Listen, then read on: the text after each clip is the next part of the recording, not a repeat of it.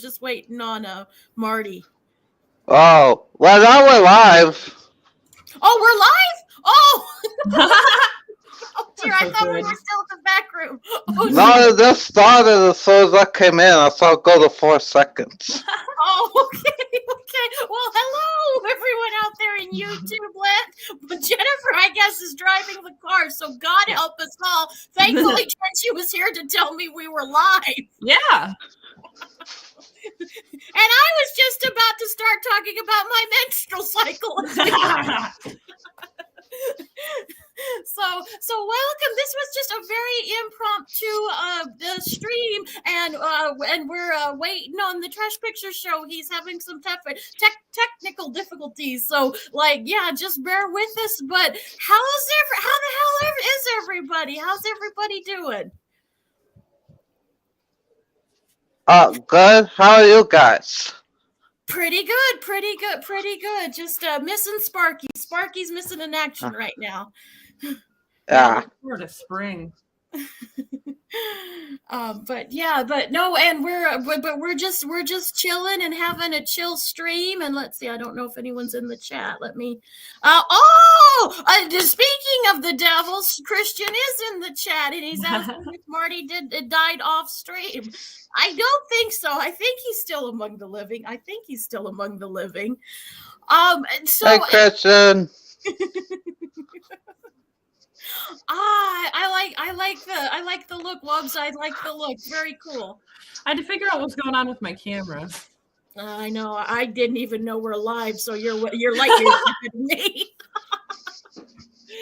You're light years ahead of me. I don't. What do you guys think? Should we wait for Marty or just get this started? What y'all think? I mean, I'm here to learn because honestly, I don't know anybody who expired on set. I was like, oh, I'm about to learn some shit today. Hey. Very. I only know like 2 or 3. I have a couple. Oh, darling, I didn't even know we were live, Trenchie. Tell me. No, that's what I was saying. Would you just do the opening? I'm sorry. Did I cut out before? Yeah. I probably cut out before I said that. That's okay. Sorry. So, Jen probably informed you already. Very impromptu. Fly by the seat of my pants kind of stream. I was watching a documentary on Heather O'Rourke, and it got me thinking about the very again. This is a springboard topic. We probably move on to other stuff, but just actors who died on screen or during filming. Like I'm just wondering, is there any kind of story or actor that you think the events were very tragic or very kind of like I don't know, it just stuck with you, you know? Yeah. There's one actually but I was gonna pull it out of my pocket. I was gonna like wait and peep that name's thrown out, and then I was gonna like, but wait, guys, I was gonna be like the cool kid and like be the mysterious one that knows all about death and stuff. But apparently that's not gonna happen. You're still mysterious. Don't worry. Thank you. But no, Jen, go ahead, go with your pick. Okay. And I'll ask Wabi, and then I'll ask Trenchy. Okay, cool. The one that always sticks out, I was thinking about it because it took me a minute, but then it surfaced and I thought, oh, of course, this is the one. And the reason why it's so, well, there's a lot of reasons why. Anytime death is tragic, generally, unless you're like Hitler, death is always a sad thing. There's always going to be someone, no matter how much of a miserable bastard you were, there's always going to be someone that's going to mourn you. And this guy was actually a very kind person. And the circumstances, he probably went to an early grave because due to stress in his life, he had a lot of financial troubles with the IRS, and he was working on a sitcom, and it's Red Fox. And the interesting thing about Red Fox is his whole gimmick. I don't know, he's like an older comedian. I don't know if any of you kids even know who the hell I'm talking about, but he did a sitcom called Sanford and Son, and he was a pretty raunchy comedian in his day. And one of his bits that he did on Sanford and Son was say, "Oh, I'm coming to you." He had a dead wife grab his chest and pretend to have a heart attack, and he still did that bit after Sanford and Son. People loved it and stuff. And then on the day that he actually did have the heart attack, for a few minutes, people didn't know he was experiencing a heart attack. They thought he was just doing his bit. Doing his gig. He died on set.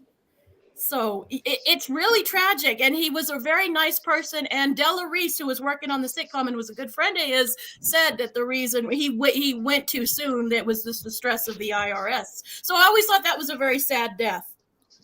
That is that. You know, it's funny. The only reason I know about that show is because my parents loved it. Can you guess why? What business did they run together? Exactly. Exactly. Very cool. I don't know. Is that too random of a thing, Marty? But that No, definitely. I was going to bring up Red Fox, because he had come up on a list of people I was looking up, and yeah, it is kind of ironic that the poor chap, his gimmick was that he'd feign a heart attack or feign dying or something in the show, only to die. But no, it kind of sucks that like the pressures of real life like kind of quenched. What age was he, Jen? Do you know? I think he was in his mid to late 60s. He wasn't a spring chicken, but he wasn't super old either. I think he was a smoker, but he still, it was the stress, they said, killed him. So Yeah, that sucks because again, I've watched episodes of Sanford and Son, and just like he's very funny, but his humor that would not fly today. Most certainly wouldn't. No way, no how we get away with any of that.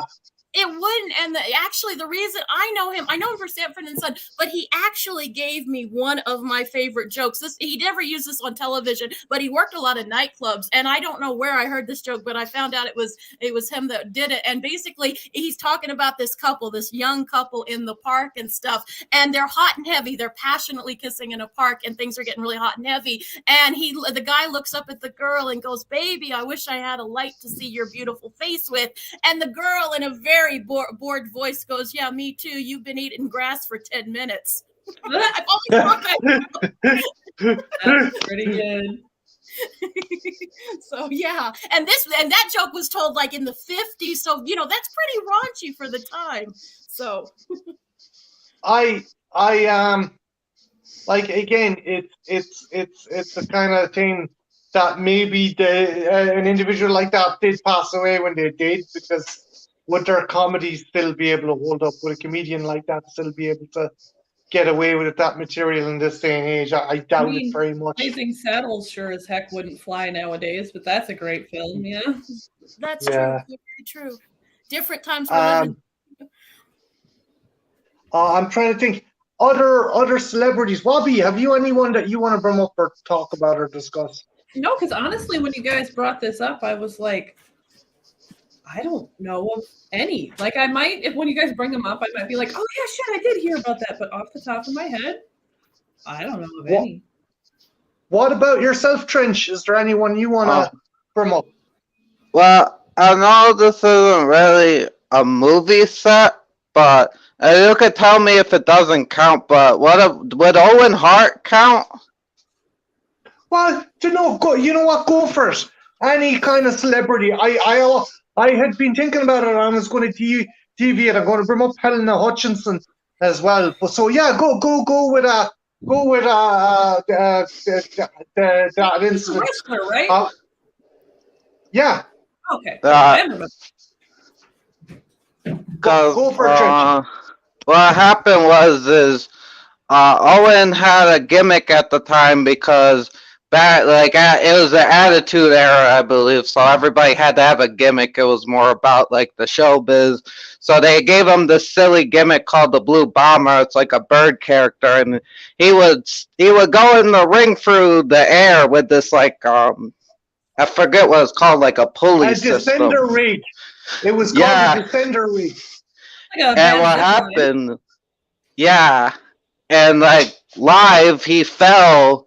The rig gave out and he fell like a bunch of feet in the air, and as he was falling, he was telling people to get out of the way, and he died live on air, and Vince McMahon kept the show going, and I think there was still like blood stains in the ring from where Owen had died, and they announced, I could be wrong about that, but they announced live, Jim Ross had to say, yeah, Owen just died, and they were still doing the show. God damn. because it's Vince. Fucking Vince McMahon, piece of shit. Yeah. Trenchy, did anything change as a result of his death? I have no idea. I think they don't really do that. Although I think Sting was still doing that on WCW, but I think I don't know like exactly. That's WCW though. They let Matt Hardy fucking coked up fight Sting. Yeah, WCW didn't give a fuck. But I think you don't see anybody doing that anymore, so there's definitely were changes. But Hey, Deacon. Well, what was I gonna say? It fucking sucks that like that so many people's lives can be kind of fucking killed or destroyed for entertainment. It was unnecessary too. It was. He didn't need that gimmick. He was a good wrestler, but they need to dress him up as a bird and make him fly because they thought that's what he needed, but he didn't need that. He did too much cocaine and was like, you know what's a great idea? We dress him up like a bird. That's compelling wrestling. Well, dude, old school. It's real to me. Gladiator battles. That shit was wild. Yeah. Yeah. Like, they had an evil dentist. It was a thing. I seen the most heartwarming, heartwarming, wholesome wrestling match ever. It's a guy being tagged by a sheepdog in the wrestling ring. It's adorable. It's just a sheepdog beating the crap out of a dude. And they say wrestling isn't real. What do you mean, Marty? What do you mean? Yeah, it's real to me. I love that dude. It's real to me. They do really get hurt, but it is really a man soap opera, you know? Mm-hmm. Oh yeah, it is. But it's cool. I mean, that's your thing. Awesome. I just wish Vince McMahon would treat people better, but that'll never fucking happen. Yeah. No. Echo has some info on that story you were telling us about, Trenchy. Jeff Hardy had a history of wrestling high on TNA Impact. Word was the Blue Blazer deal was punishment because he couldn't do a bit where he would get caught with Steve Austin's hands down his tights. Okay. That sounds like some blackmail shit. Mm-hmm. Okay. Yeah, they like to humiliate people. Vince was crazy. Jesus. I'm going to go on to a very well-known death on a movie set, and it was sadly not the last live shooting of a person since the Helena Hutchinson. But back in '94, Brandon Lee, the son of Bruce Lee, was killed on the set while filming the pool. Sorry, Sadie. Sorry, I knew I knew about one. As soon as you said that, I was like, shit, yeah, fuck, I know that. Do you know the details? If you want to go over the details, you can. If go on, I just loved The Crow. So he died March 31st, 1993. I was wrong. I'm just double checking here because what happened was the gun. What they put a blank round in the gun, but what they didn't realize was the blank was a recycled cartridge, and there was still actual shot stuck in the top layer or the lower layer of casing that they had the blank pushed into, and essentially he was shot in the face. He was shot through the hand in the face. I think it was maybe John Savage, or hang on, I'll just check the actor's name that shot him. Okay. No, It's Michael Massey. Sorry. He was shot with a 44 Magnum. The car. Well, let's see. Fatal scene. The gun was used as a prop. Real revolver was loaded improperly using dummy rounds of improvised ammunition from live cartridges. So they thought they were using just dummy rounds, but they actually had stuff that was recycled from actual live ammunition. And he got shot. And yeah, Jesus Christ. That seems to happen a lot. Like there was actually an eerily, I didn't mean to cut you off, Marty, but eerily there in 1984 on a CBS show, another actor lost his life pretty much the same way. He was playing around with a prop gun and they thought wasn't loaded or anything. And you know how you kid around putting your gun through your temple, and he blew his head off because of it. And this very eerily similar to the same kind of thing with the Crow. I remember Cecil from Good Bad Flicks discussed the show that was on.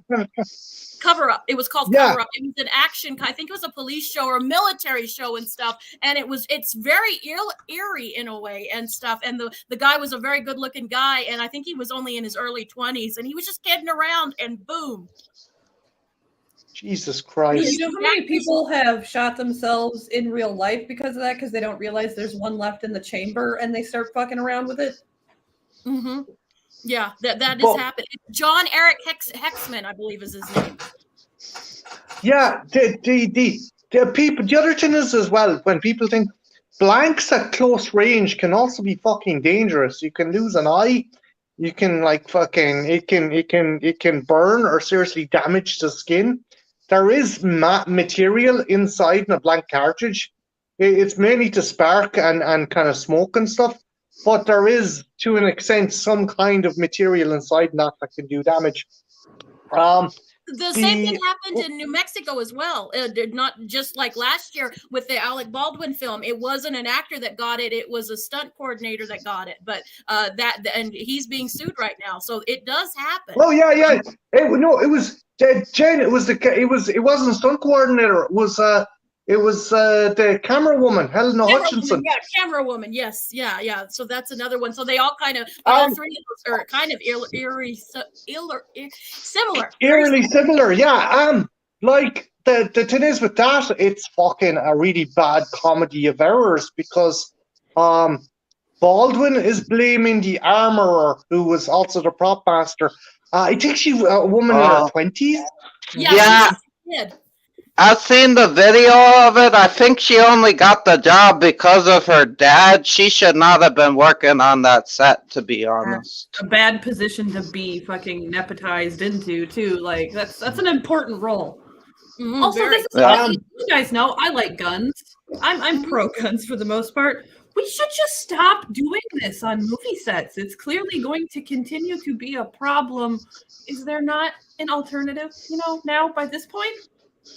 Probably there is. Some people want the realism, though. I've heard actually directors say they want it to be as real as possible. So that's their argument. And I guess if a few people have to die, what is it? You can't make an omelet without breaking. I was going to say, I can see plenty of artistic people going that far for sure. Yeah, method actors probably. Oh, right. Do you, Wobbs? Do you think they should use they shouldn't use any kind of form of ammunition, blank just or otherwise, in the gun? The fucking possibility of error entirely. Like it's happened too many times since like the history of films. So yeah, it has. You can go back and find some. So would you kind of be for using maybe a digital effect for the gunshot, or what? Dude, I feel like you could do something as simple as like pop guns, just for the react of a reaction. Then you can get the actor, like you're gonna possibly get a jolt, or you'll know when to jolt. You could put in a little bit of flash paper if you want to do a little bit of practical effects, for like the gun flare. But yeah, because I'm really into the mashing of practical effects and digital effects. That's how you get the best of both worlds. Mm-hmm. But for the sake of safety, like we got to be able to find something else. Yeah, I am for that. I'm not a fan of digital blood. Yeah. Because that's not right, I know you're the same, Jen, right? Yes, I am. I very much am. I think CG should be used sparingly and stuff, but I'm always for practical effects most of the time. But like Wabi said, sometimes if you mix the two, you get the best results and stuff. But you got to know how to do it. Yeah, my friend Yeah, says a lot of digital effects are still really corny. Mhm. Yeah. yeah. Oh yeah, that became. Who actually question? Who do you think was in the wrong?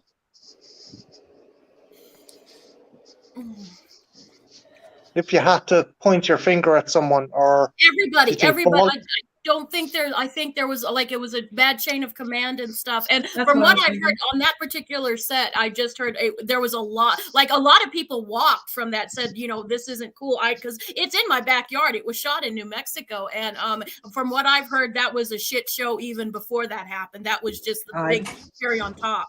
But it was a shit show, like a lot of shit that shouldn't have been going on. And it's an independent film, and I know you got to cut corners and stuff, but not when it comes to safety. It's one thing if it's like an Evil Dead situation where you get bumps and bruises and things like that, but guns are a totally different thing.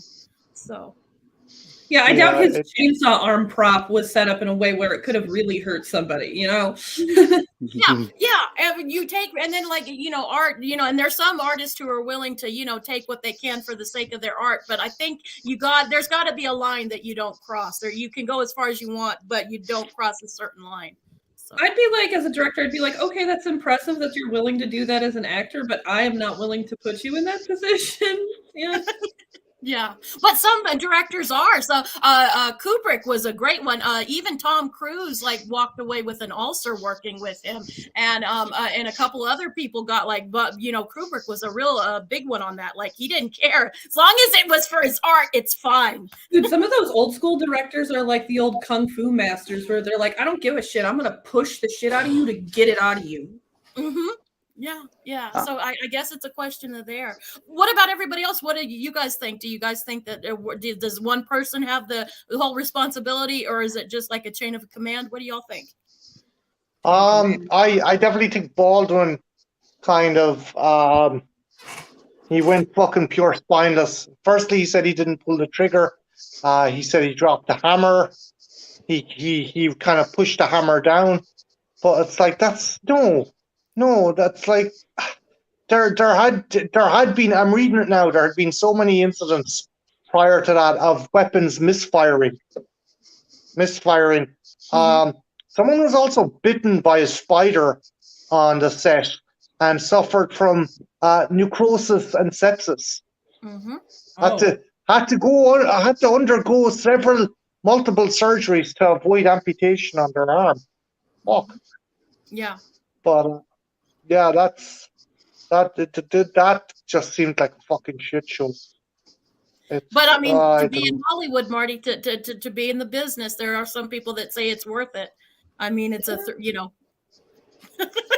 you might be talking to a person that would go, it might be worth it. The great Hollywood cult, sometimes you got to do what you got to do. Yeah. I do know that one of Mila Jovovich's stunt doubles lost her arm on the set of one of the fucking the Resident Evil movies. She survived, but still fucking insane. In the fucking Deadpool movie, the one stunt double bike girl for Domino died too, if I remember correctly. Jesus, I did not know that. Yeah. Huh. I hope being a stunt person pays well, because goddamn, that's like adrenaline junkie shit for sure. Mm-hmm. One of the craziest stuntmen death I probably heard of. I haven't even seen the movie, but I watched a review on it. It's called The Sword and the Sorceress, I think. And there's a scene where this guy on a horse goes off a cliff, and I guess the stuntman died shooting that scene. And they can't really say if they did or not, but they say that the shot of him dying is in the movie, that they used that. Not showing him die, but the stunt he did that he died from, they put it in the movie. I mean, I've seen movies where stunt people have gotten run over and they just kept it in because it's not like they could refilm it with the same guy after they ran him over and broke his arm. Mm-hmm. Yeah. Bobby, the actress's name was Joey Harris. An investigation into the stuntwoman's death on Vancouver set of Deadpool 2 has attributed her fatal motorcycle accident to a series of safety errors. Oh, fuck, yeah. Oh, okay. Here was the main one, though. Because of Domino's hairstyle, they could not disguise or formulate a helmet to accommodate the wig. Fucking put a wig over the helmet! Yeah, I know. It's fucking. She had a big afro in that movie, didn't she? What? Can't they just CGI if the helmet's shown, just take that out? It would look a little weird, but they did it. The Cavill's mustache. I was just thinking that. People will complain, but at least someone wouldn't have died. Yeah, but won't be as authentic for art. It's a Deadpool movie. It's not a Kubrick movie. Matt Spoofer brings up the Twilight Zone incident with the two kids. Yes, Vic Morrow. Spoofer, I was just about to bring that up. Thank you very much. So that was fucked up. And that has left a very sour taste in my mouth about John Landis. I'm not a fan of John Landis as a result. So Vic Morrow and two children were doing a scene where they're crossing a paddy field and a helicopter flies over them.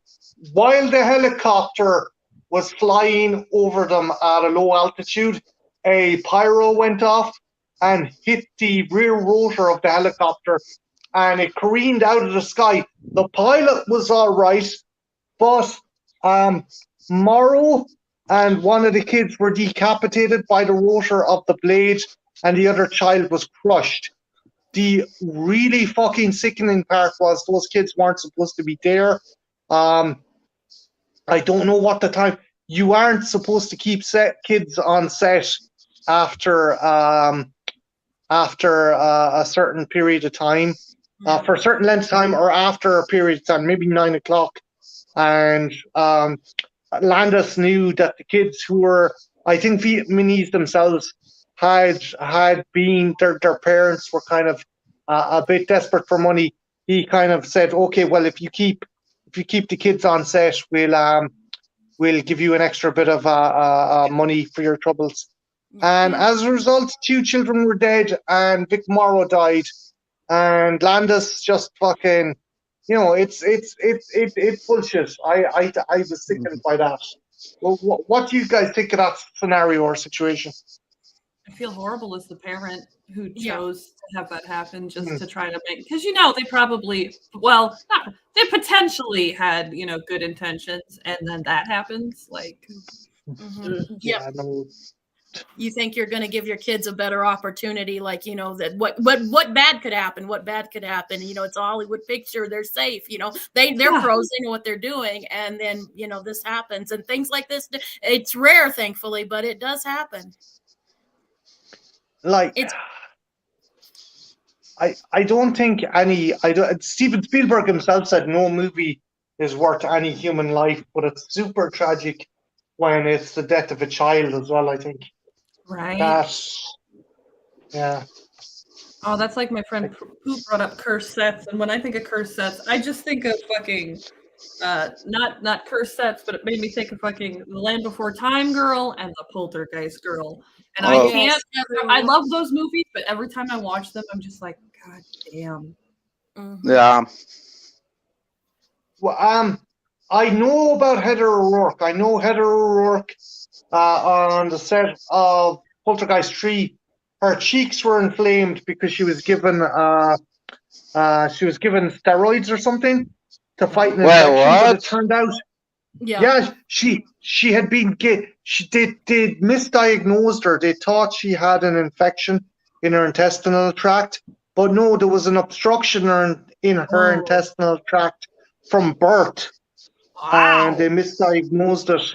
And she woke up, I think, in the morning complaining of stomach pains. She went into a wheezing fit, vomited, and then slipped into a coma and died from cardiac arrest on the way to the hospital, and she was 12. She was 12 at the time. Blockages are fucking no joke. Yeah, fuck. I'm a bit. Wobby, do you know what's the deal? She voiced Ducky, and she also voiced Anne Marie in All Dogs Go to Heaven, right? Mm-hmm. What was that?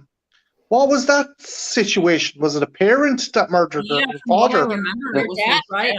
Yeah. The dad was jealous of her because he felt like, you know, he should have been providing and she was making more money, so he murdered her. Mm-hmm. Yeah, no, that's fucked up. Super fucked up. Same kind of thing that happened with another Poltergeist actress with the older sister in the Poltergeist. It was her boyfriend that murdered her, but kind of same thing. Yeah, that there's a lot of tragedy with that movie. Yeah, so, I didn't even know she died. Mm-hmm. She was a famous actually, Dominic Dunn's daughter. It was a daughter who's a famous does a lot of true crime and courtroom commentator and stuff. Wrote a few books.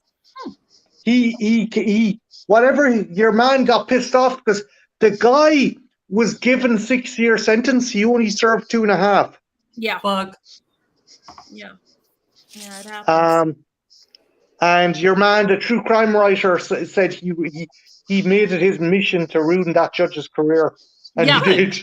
Yeah, I mean, and even then, it's not as much compensation as, because I think they were pretty close and stuff, and it like never was the same after that. But I guess you never would be the same if you lose a child like that. It's hard enough to lose a child like that. Yeah, Jen, the actress's name was Dominic Dunn. She was killed by her ex-boyfriend, John Sweeney.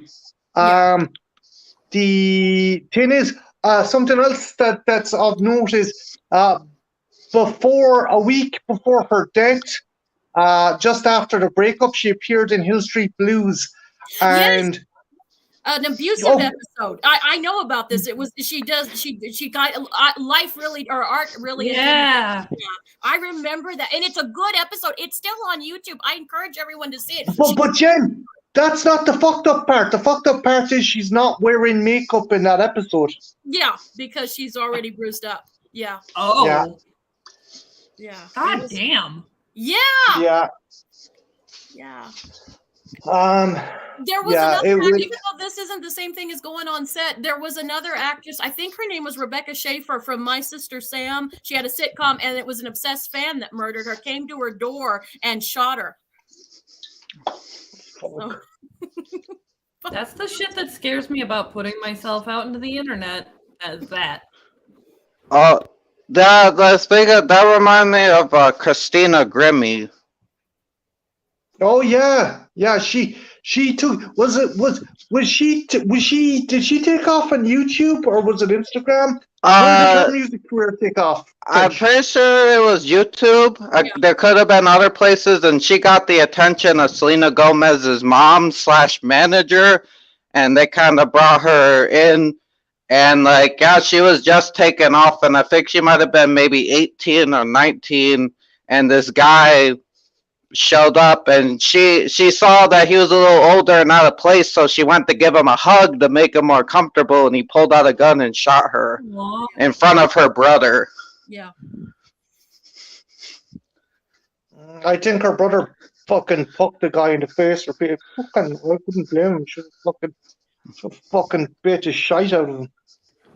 Fucking hell. It just makes me think of when I moved to the city, and I was like, hey, sometimes when I'm driving places, I see people that look like they're arguing with themselves or sitting at the bus stop, and they look like they're distressed. I feel like I should go and see if they need help. And everybody's like, no, you leave those people the fuck alone. And I'm like, why? And they're like, because bad things happen. Just leave them alone. There's help. There's cops. There's people that can deal with. Just don't do it. And I was like, oh, okay. It's a hard lesson though to learn because you do want to help. You do, and like the system isn't perfect. Like our social worker systems and stuff are not perfect, and you get burned out. Like you're in the job, and in the month has one of the highest turnover rates you could have with any job and stuff. Dude, any of that's like teaching. Like there's so many people who go in with good intentions and the job just burns them the fuck out. Yeah, and they don't get paid for shit on top of that. Exactly. Yeah. Jen, I just have to sort out some technical issues here. I will be back momentarily, okay? Okay, cool. I guess getting back onto, you know what, like Marty, I think Marty might have already gone, but like until Marty gets back, I had an idea, and it's still kind of the same thing, but this is something that I think everybody has, and it's still related to celebrity deaths. I want to ask everybody on the panel, who was somebody that, like, when you heard that they died, doesn't matter if they were singer, writer, actor, anyone famous counts, a sports thing, who was someone you heard on the radio or news that went, that you just go, oh man, you didn't know them personally, but it like a death that you just went, oh god damn it, not them. Everybody has a few people like that in their lives. Yeah. So mine are mostly musicians, because like when Prince died and when David Bowie died, I was just like, oh god damn, never got to see him. Always just wanted to. Was that I'm worried about Ozzy too, because Ozzy's getting there, and like I'm glad he's lived a long good life, but that one's gonna fucking make me sad. Yeah, he's like when Leonard. No, he had to cancel his last tour, and I'm like, good. We all want you to live more than we want you to tour. Yeah. But yeah, besides that, like when Leonard Nimoy died, I was super sad because like he was a good ass dude. Yeah, I've heard everyone has said that. Everyone says he was amazing. Yeah. Yeah, I've watched. There was a great documentary called Trekkies that I learned a lot about him from. You know. Yeah, because didn't part of the reason that he died was because his smoking. Yeah. It got a lot of that generation. It did. Yeah. And Bowie, I know, hit Christian really hard. That was the one that Bowie, I think it hit everyone hard. Yeah, it was just crazy because none of us saw it coming, first of all, because, you know, like, they were private about it. Dude, even when Gene Wilder died, because so many of them are private about it now, so you don't see it coming, so it kind of is just like a blow. And I get why they wouldn't want to be public about it, but it's just like, oof, I know. Yeah, there's some more. What about you, Trenchy? Is there a couple of people that you just went, oh, fuck, no? Well, a lot of them weren't in the moment. Like, well, one of them was in the moment, and it was like around the same time as David Bowie. Alan Rickman was sad because I really liked Galaxy Quest and a lot of the other stuff he was in, and it was like, oh shit, like it just seemed like, I don't know, it just seemed out of nowhere. Yeah, but then there can be deaths too that you know they're not in great health and you know it's coming, but then when you get the news, you're still like, it's you might as well not have been prepared. You're like, oh fuck, no. That's how I felt about Richard Pryor, because he had not been doing well for a long time, and then it was just like, oh, okay, maybe it's better that he passed, because I don't think his quality of life was too great. Right. That was one. There's a writer that I was a very big admirer of, Jack Ketchum, and I knew he hadn't been doing well. He had some issues, some health issues, and we all knew it was coming. And then when I heard the news report, I was like, oh fuck no! And I couldn't read his stuff for a while. I was like, oh fuck, man, because his writing. And do you guys think? Because I felt like you kind of get choked up. Like there's a couple of people I kind of got like a little teary eyed. Do you feel dumb? Like because you go, I don't know these people except through their art, but yet you're still getting this emotion of someone you technically have never met. I don't feel dumb about it because I think that's the whole point of good, like any sort of good art, you know, whether it's media or otherwise, is to have that effect on you. It's like for a while, I didn't want to watch Robin Williams movies because it made me fucking sad. Yeah, I can totally understand that. I totally can. Go ahead. It's like, yeah, you might not know them, but it's so sad a person died. Like I cry over fictional characters dying in movies and stuff. So right. It's funny. You should. They're not real. And then it's crazy when your actor has died, and then you see them die in the show.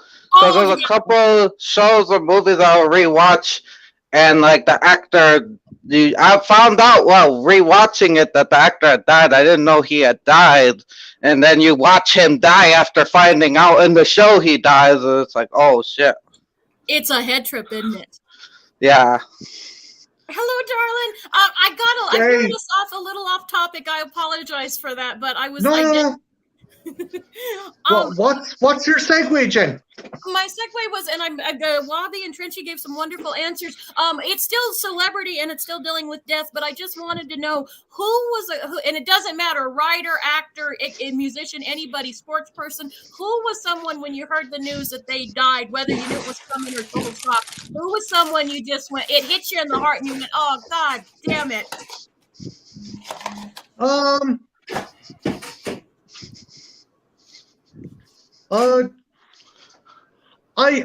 I was shocked. Now I was shocked again.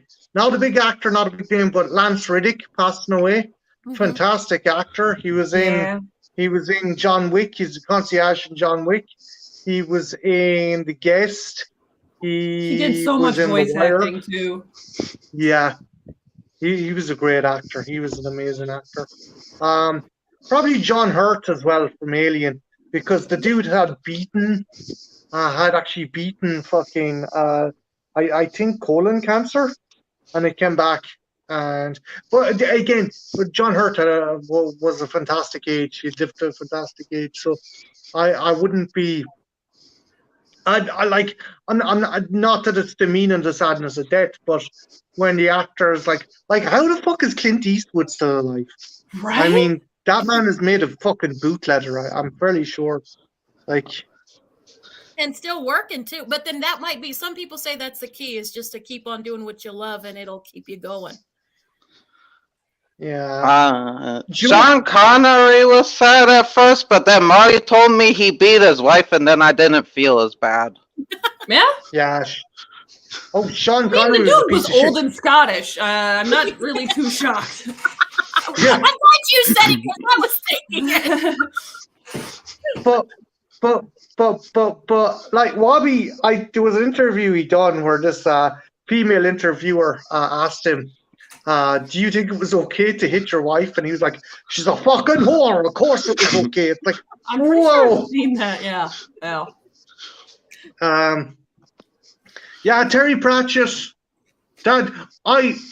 Christian, did he go to Dignitas or did he just pass away naturally? Because I know he was suffering from Alzheimer's and he had visited the Dignitas Foundation in Scandinavia. I think Scandinavia. Had he taken his own life or had he passed away naturally?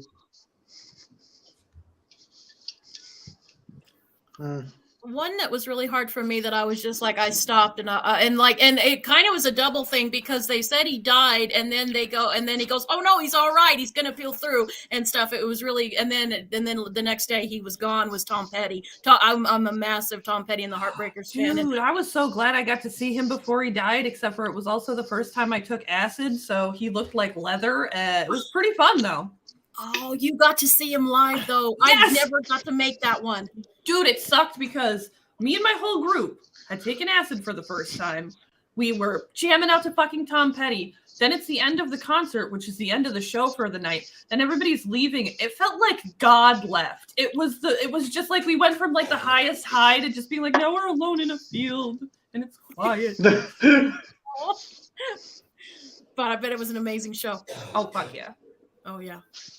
That was one that hit me hard. And Whitney Houston. I know I'm probably the only one, but I was a huge Whitney Houston fan. I hated that one as well. I think everybody that, grew up in the 90s, you kind of got a soft spot for Whitney. It just is what it is.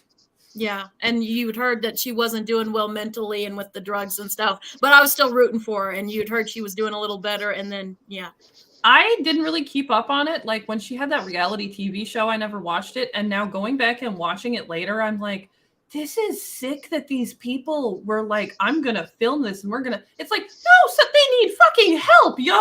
This is literally watching two people just fall apart. And like, I get that's how reality TV started, like, and they kind of push for that, but it was just gross. Yeah, it was. But that's what got the ratings. The ratings. Going on, actually, another segue kind of subject that goes on from that. Fucking, I think deaths as a result of reality TV.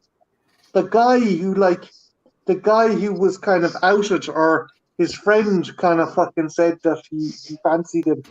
He came on. What was it? Jenny Jones, wasn't it? Jenny Jones. It was Jenny Jones. Yeah, it was Jenny Jones. It was on a Jenny Jones and a friend. It was two guys, and they brought him on, and he and said that someone has a crush on you, and he assumed it was a woman. And this was in the 90s, like mid to late 90s, I think, maybe even early. And then they brought out the person that had a crush on him, and it was a friend of his, but it was a guy. And he took it okay on the show, but he was really deeply humiliated because he wasn't gay, and stigma and the 90s. And yeah, and it ended in murder, correct, Marty? Yeah. Can you imagine feeling that your manliness is threatened to that extent that you're going to kill a close friend? Like, God damn it. That would be something to ask more Trenchy and Marty. Marty, do you know guys like that, or have is there a time like where has every guy gone through a thing where like their manliness has been in question? I don't have a penis, so I can't No, look, okay, I'm going to go into like a kind of personal kind of thing, and it's. I think I've told you this story before. A friend of mine, close friend of mine who passed away, came out as trans, and on the surface, I was trying to be okay with it, but like. In the back of my head was like, okay, if you hang around with this person, you're gonna be labeled homosexual by association. So I kind of stopped hanging around with them, and then they got cancer, and then they died, and I didn't spend as much time as I could have spent with them because of my own fucking stupid male insecurities and fucking society. Because like I did have someone say to me. Someone close, I'm not going to say who. You know, don't be hanging around with that person too much, or people get an impression of you. And I'm like, okay. Somebody put it in your head. Yeah, and regardless of if it was put in my head or not, it was shitty. It was a shitty thing of me to do. I could say age was a factor. I was a younger person, but at the same time. I think you should set your scruples and your principles from an early age. So yeah, it sucks that we have this kind of inbuilt thing. I'd like to think it's getting better. I like to think society is changing, but it's Jesus. It's something I'm trying harder to do. And trying harder to kind of be a better person and make up for past mistakes and give everyone a fair shake, no matter what gender, race, or creed they are. I think everyone should be given a chance, and you shouldn't fucking worry about what other people think. Again, sorry, I'm gone off on a tangent, but it's just But you missed out my on explanation. some cool experiences with some cool people by prejudging. But we all can be guilty of that. Like, I guess everybody has, maybe not the exact same story, but everybody has a story where, time and perspective kind of like, oh man, I was an idiot at that whatever time. Oh yeah, I was a complete asshole when I was younger. I know. And like Trash said, I try to make up for that it was pretty much since the minute that I had a kid. And then I was like, oh, I don't want to train this person to be a person that's going to make the world worse. I got to start reflecting on my own actions now. Mm-hmm. I was on the other end of it. I was a very shocking to everyone here. I was a very weird kid and stuff, and I saw a lot of cruelty. And I probably didn't get near as bad of it as some other people, and I just never got it and stuff. But it did teach me a valuable lesson. It said, people have feelings as tender as my own, and I always try to be kind. Like it did give me a thing. Like I don't want to be like these people. I don't get it. I don't want it. See, I didn't learn until I got out of the school that I went to for my whole life, because I was always that person that didn't speak up for the other weird kids. I was always too afraid to put my neck out for anybody else. Mm-hmm. And then as I got older, it's kind of one of those things where you look around and you're like, nobody's going to say anything? Okay, then I'm going to fucking say something because that's not right. Yeah. It's hard to be that person from a young age, though. So I give you kudos for that. I wasn't a saint or anything, but there was a kid that had it worse than me, and he came up to me, and it was a nice thing, and he goes, "I always remember you were one of the few people that you weren't one of the other bitches at the school. You actually were kind." And I was like, "Dude, I'm just, no big deal." He goes, "I was weird," and I go, "Yeah, so was I." So, dude, when I changed schools after I got pregnant, I immediately like made friends with all the kids that were sitting alone at lunch.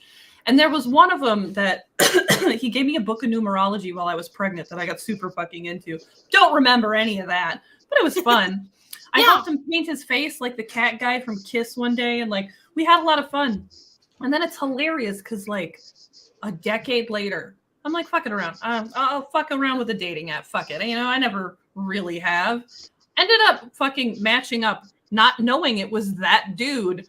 And then he's like, "Oh shit, it's you." And I'm like, "Do I know you?" And then he sends me a picture of him from high school, and I'm like, "Holy fucking shit, no way." That's a beautiful story. Are you guys still friends to this day? We talk sometimes, but he lives like 2 hours away. It's just one of those things where it was just like, glad you're doing good. Yeah. What about you, Trenchy? Is there anything like you've ever had any sort of experiences like that you want to talk about? What do you mean?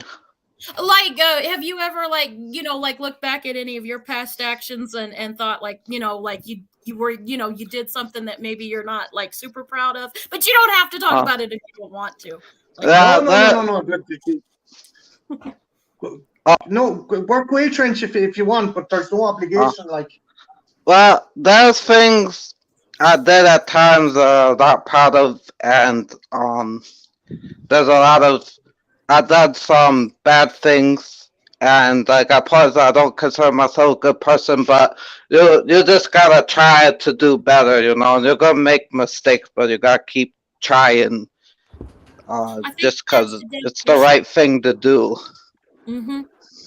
I think you're a savable person if you try, even if you're not as long as an attempt is made. Yeah. I agree. And I think you're a wonderful person, Trenchy. You're one of the kindest people I know. I agree. You're too hard on yourself, bud. Yeah, you are. But you don't give yourself don't care about being dickheads. That's the thing. Yeah. I knew one motherfucker, right? And I'm sorry, I don't want to wallow. But this one motherfucker I went to school with, and he used to put everyone down. He said, "Oh yeah, you're going to be working in a petrol station. You're going to be doing this. You're going to be doing that. You're going to be doing this." So he got a job in a fucking dentist's office. Really fucking fucking decent job. Dentists fucking paid a shitload, right? Oh yeah. And he got involved. He got involved with some dodgy dealings with some fucking dudes trying to embezzle money. He lost his house. Turned out his wife was like fucking everyone in town. And yeah.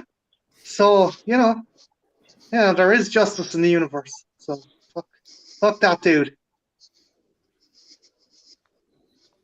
I've had things like that with high school, where people in high school that were always just like, "I'm the king shit of everything," and blah, blah, blah. And then just, occasionally going on Facebook and then seeing them post about like a divorce or how their kid doesn't like them anymore. And I'm like, yeah, wonder why.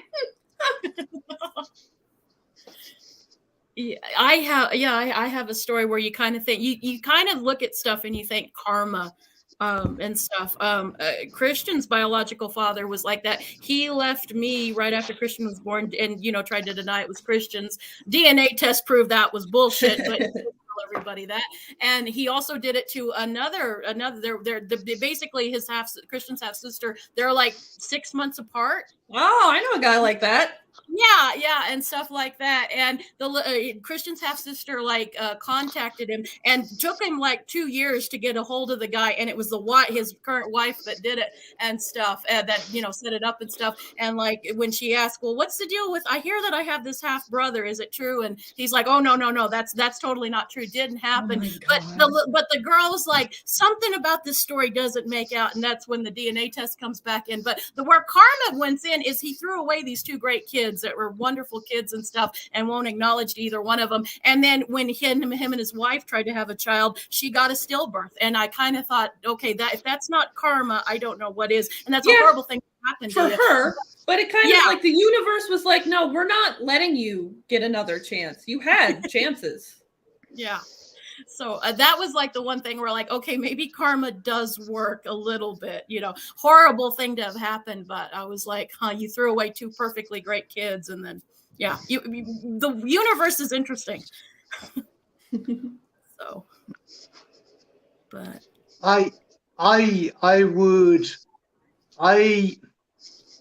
I'd be very trepidatious about having kids because you're with Marty. Anyone would be. No, not because of me. I love my dad, but I've taken up some bad habits from him. My dad's a wonderful dude. He's also a dude who was born about 80 years too fucking late. Like, this is a man who like, jeez, I let the fire go out, and he literally grabbed into the fire, grabbed a fucking smoldering lump of coal, and threw it at me. And it's like, what the fuck? It's not rocket science. Just keep the fucking fire lit. And I just noticed I've developed a temper like that, especially when I was out. And I'm kind of like, my dad was a good father, but not the best kind of person to be raising me. But again, it's weird. I used to be closer to my mom when I was younger, and I couldn't get on with my dad. And the minute I turned 19, I was like, "What? My dad's just a fucking dinosaur. He can't help using the fucking rag." Where my mom is sneaky.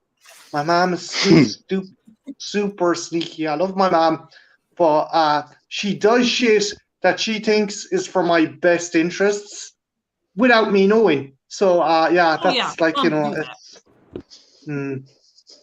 but that's I would be afraid if ever I kind of fucking had a kid. And now that said, I have two fantastic friends. I'm not going to name them.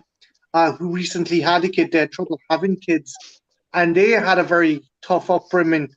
But I think they have it in their mind that, well, we're not going to make the same mistakes our folks did, and they're for.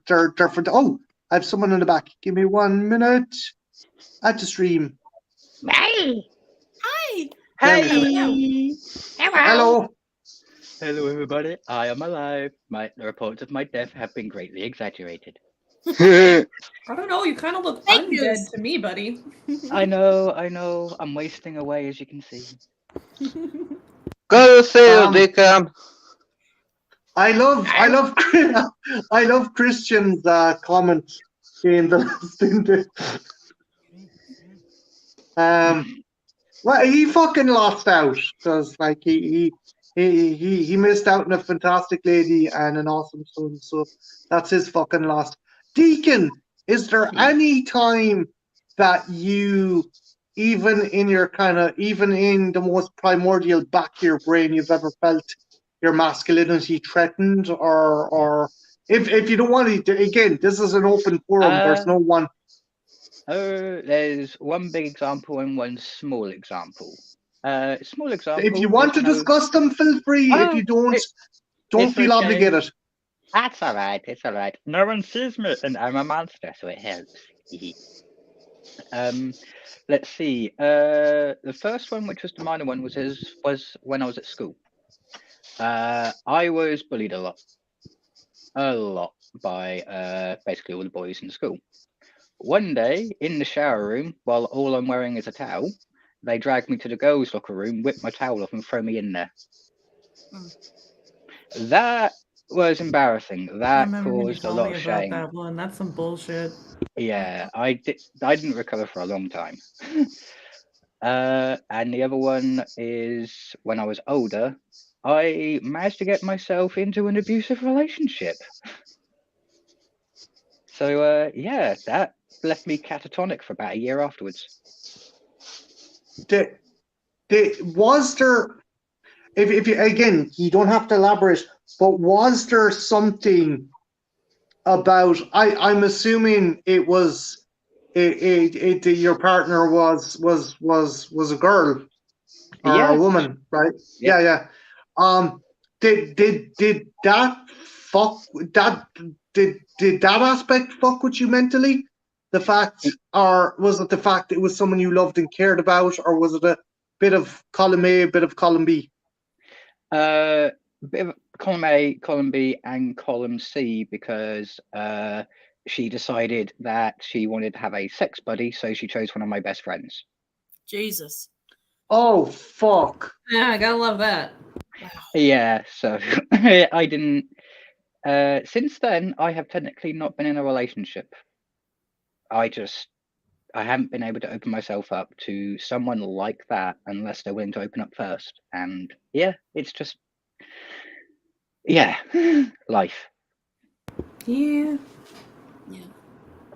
But that, as I said, I'm better now. At least I chat to people. I love my lady friends. They are perfect in every way, like Jen and Wabs. They are absolutely awesomes.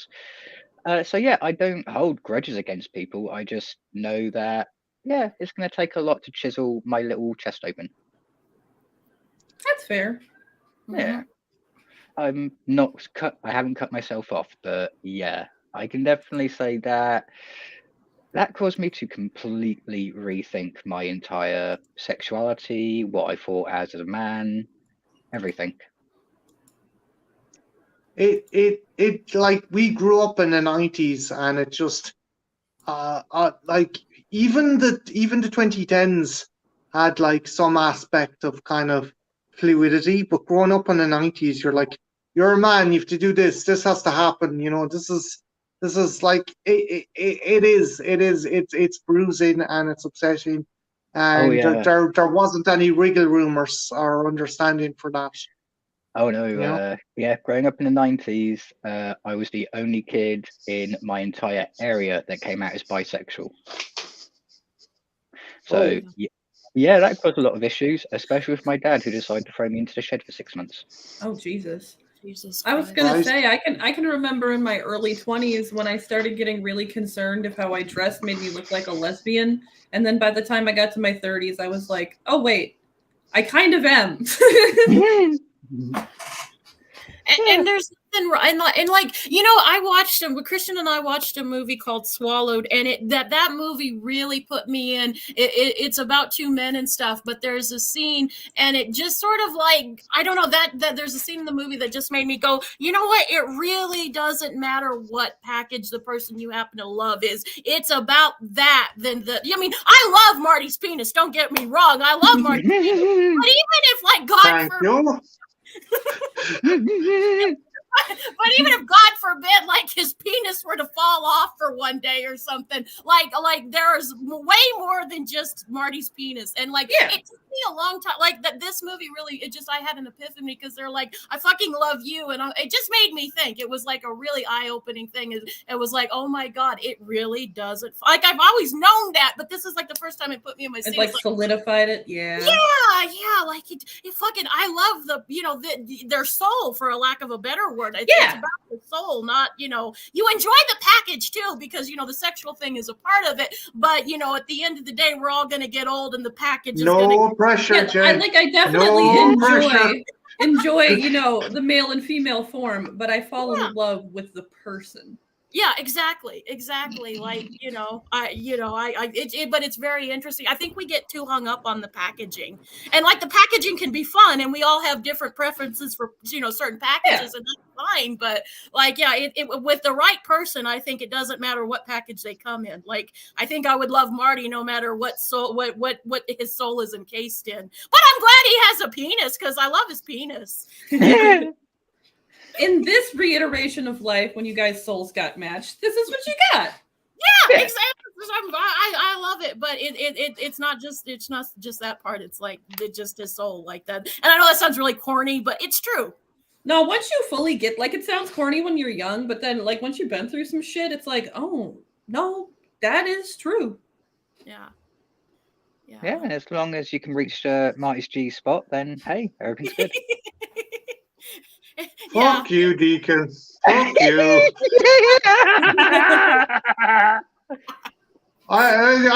You're lucky I sent that stuff off already. I will take pictures when it arrives because I've already got plans. I'm going to be. But I have a sign underneath it. Big thanks to Marty and his G spot. Oh, don't worry. Nobody's triggering that G spot but me, guys. No, I'm open to all sexuality, but I'm a very monogamous person. Nobody fingers the Marcus G spot but me. What the Jesus Christ? I mean, if I get an ET finger and I put it in there and then I say it's from Jen. That might be okay. Anywho, Trench, get us out of this. Quick, say something. I don't know what to say.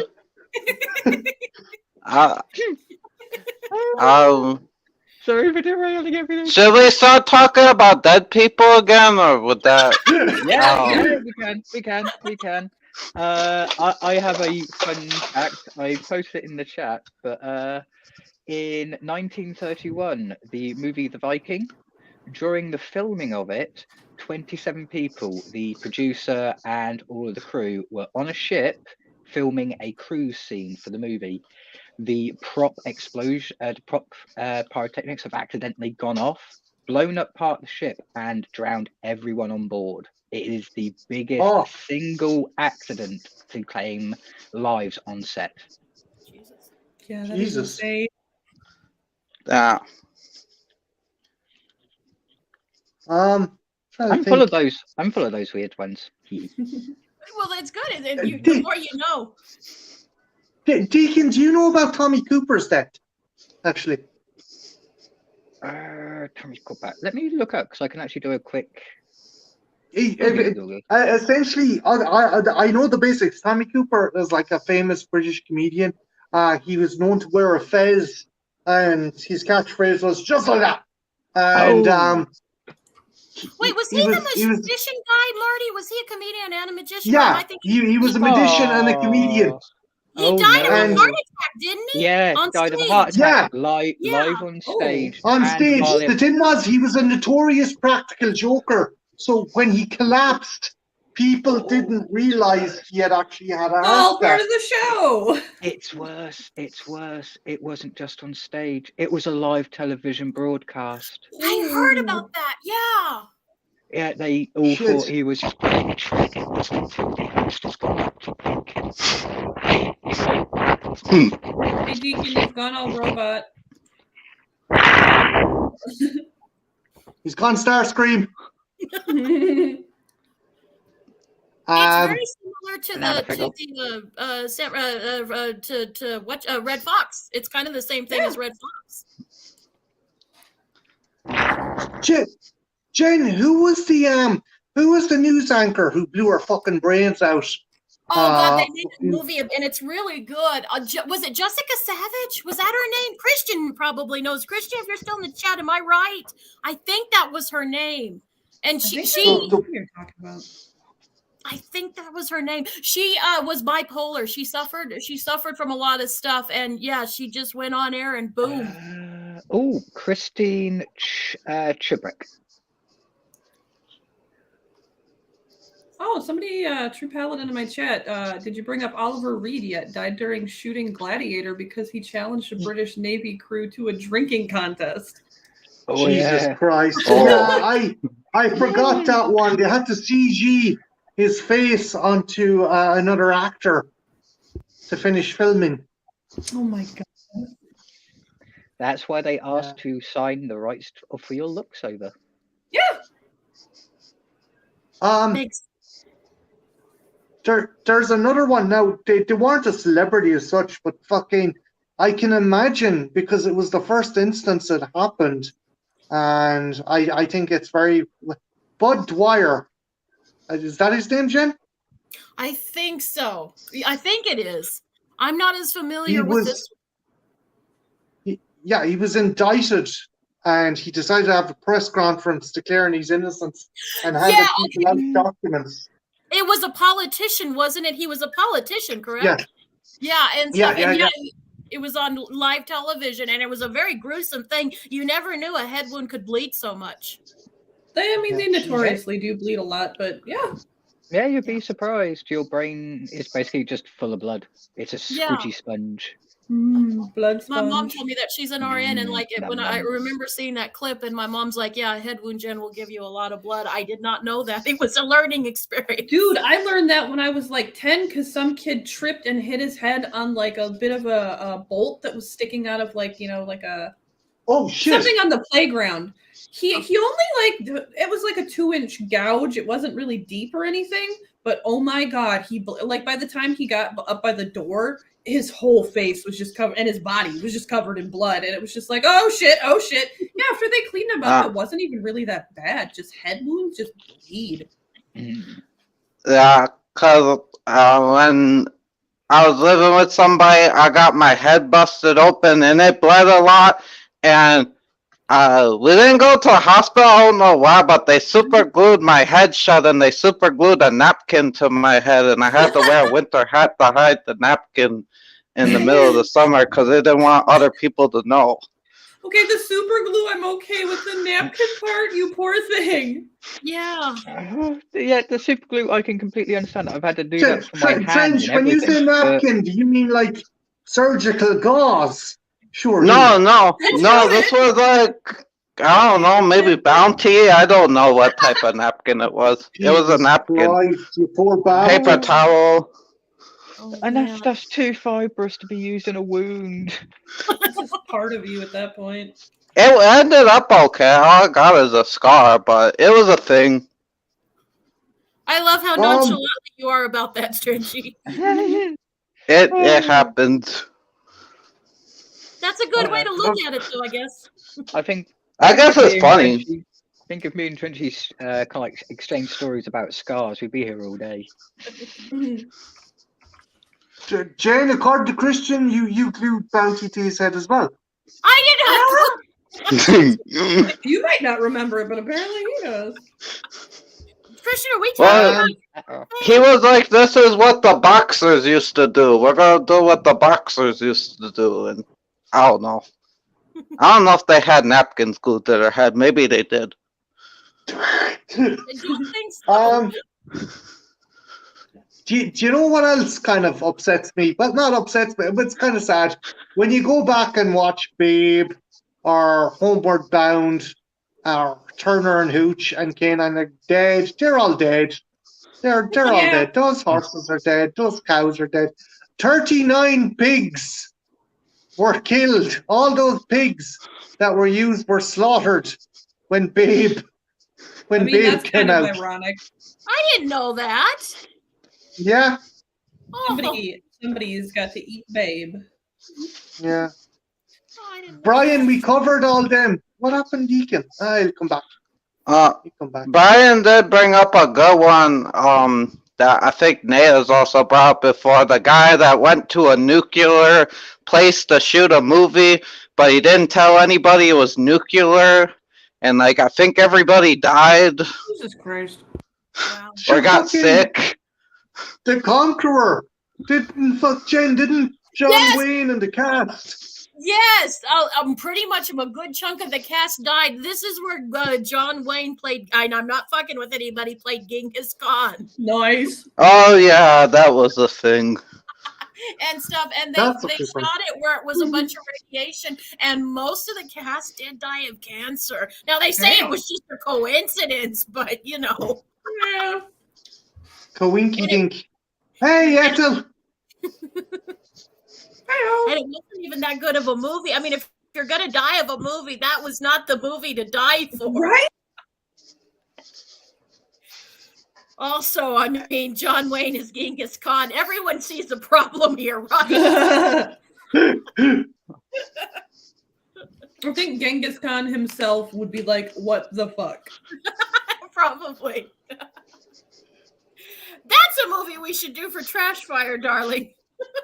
Genghis Khan. Yeah. Please tell me he wasn't doing his southern accent. Or maybe that would be better than him trying to do an Asian accent. Yeah. Wait, It kind of creeped in, Trenchy. I shit you not. It kind of. I don't think he did it did intentionally. he mix them? Did he give the Asian accent a southern drawl? That would be amazing, but also horrible. Like, he didn't do it. I don't think it was intentional. But if you listen to that movie, you can still hear that that's fucking John Wayne. I see you dead, Pilgrim. Apparently, God the damn it, entirety John of The Wayne. Abyss was filmed in an abandoned nuclear facility. Dude, The Abyss. There was a lot of like old like aliens. They used an old nuclear power plant for the scenes of the atmosphere processor. I didn't know that. Brian says, "Yeah, Pilgrim, we're going to conquer the Chinese." Okay. Ah, Oh, there we go. The love scenes. The love. Who was his co-star? Because she died of cancer too, Marty. Who was his co-star? She was a big actor. I'm gonna check. Hold on. But the love I'll scenes check. and Give me. stuff, like where he's trying to romance this one concubine, it is so cringeworthy. Like, I think it was cringeworthy even back then, but like now you're just like, oh god. No. Wait, I just thought about something. This is they did not make Genghis Khan the good guy, right? Oh, they did. They tried. Oh God. Oh, Susan Our hero, Hayward. ladies and gentlemen. Jen. Huh? Susan Hayward. Yes, that's right, and stuff, and like, God, some of the lines are just, and like, yeah, and he kisses her, and it's still John Wayne, but as Genghis Khan, and it's just I think like, I gotta wow. look this one up so I can. Wait. oh, I I was- recommend it. I recommend it for a movie night. Yeah, it's actually a good time if you know. Yeah. He raped so many women that were all probably related to him, and he's a. Oh God. I mean, that's a reason why a Sweet. lot of the world is related. Wait, Trenchy, you saying I'm related to John Wayne? Oh, sweet. Well, I mean, I guess Genghis Khan made us all family. If you want to try to. There you go. Yeah, there's it's a positive nice. spin.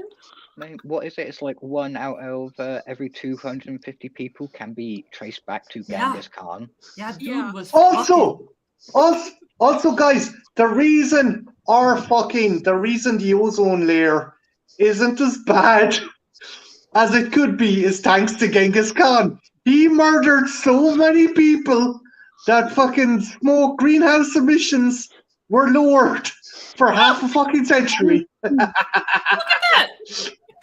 At least he was an environmentalist. He's the real Captain Genghis Khan, environmentalist.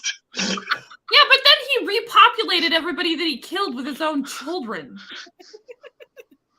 And he was Like- a good dad. Well, you know what they yeah, right? say? Incest is for the whole family. Are we saving Genghis Khan's reputation? I hope not. No. The only way you could save his reputation is if you could prove he did one good thing without an ulterior motive. Or on purpose. Yeah. Yeah. Accidentally doing a good thing doesn't count. Doesn't count. Yeah. Altruism. He's a hero via altruism. Genghis Khan apologist. But, No. But here's one for you. I've just been scrolling through deaths and accidents through history in Hollywood. I just found the weirdest accident. It's from What? the movie Haunted Spooks. The actor who starred in it picked up a stick of dynamite thinking it was a prop, even though the fuse was lit. And it turns out it was a real stick of dynamite. And they just straight up died?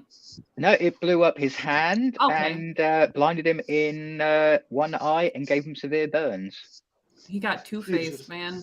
Yeah, but God. it turns out there were signs everywhere saying live demolition in progress, and he still picked up the fucking dynamite. Maybe he couldn't read. That's a good point. Bad for an actor in that time.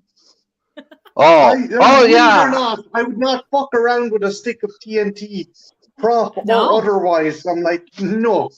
I would. Jen's like, this is a weird birthday candle. Woo! Boom. Yeah. It'd be like, hey, Marty, I'm going to blow this dynamite. Get it? Oh, God. Oh, can you imagine if the person who's in the charge of prop for Rust was actually in charge of all the props like that from Haunted Spooks? Everyone would be given live dynamite. Just for practical effects, yeah. Yeah. Don't worry. It's only classed as a firework, but a firework's dynamite with colors. Dude, low grade fucking dynamite is fun to play with. I come from a family of fucking pyromaniacs, so like I remember during 4th of July getting like the little mini sticks and going to the quarry and just blowing shit up for funsies. I had a friend that made bombs. That was like that was his thing to do when we were kids. He liked to, and this was before you My had mom the internet. Yeah. You remind me of that person because he used to do it, and it was before we had Google. He had to do this shit on his own. Yeah, back in the day, you had to get the books from the library and do your own research. Yeah. Oh, Nice guy, remember though. those days? Yeah.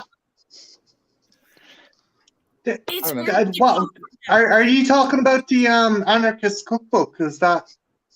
Oh, maybe. No, my mom, like, I don't know. She used to make pipe bombs when she was a kid, and then she taught me how to do it when I got older. And hey, you know, for all the things I've gotten in trouble for, never once got in trouble for blowing shit up. So yeah. there you go. The There you bizarre go. thing You were is, responsible. yeah, the bizarre thing is making a pipe bomb is very easy. I mean, anyone can do it. But There's a lot of shit you can fuck up on, but yeah.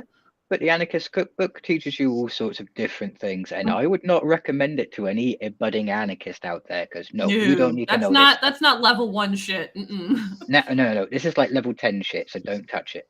I feel like there's a lot of skills like that are useful to know just in case some like shit goes down, but can definitely be used in the wrong way. Yeah, because it kind of like gives you step-by-step instructions on how to make a chlorine gas dispenser.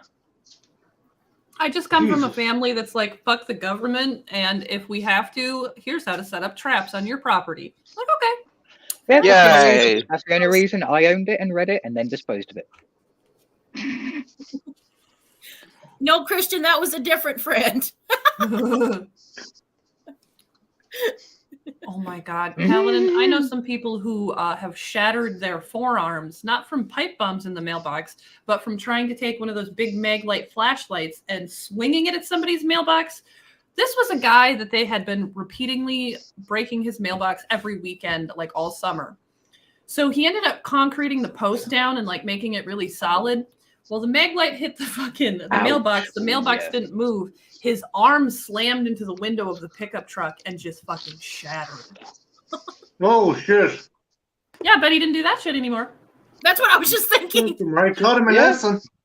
Hey, sometimes that's the only way that they will learn. Mm-hmm. Via pain. That's what I keep telling Marty. Yeah, but the things you want to teach him, he wants to actually learn. Yeah, fair point.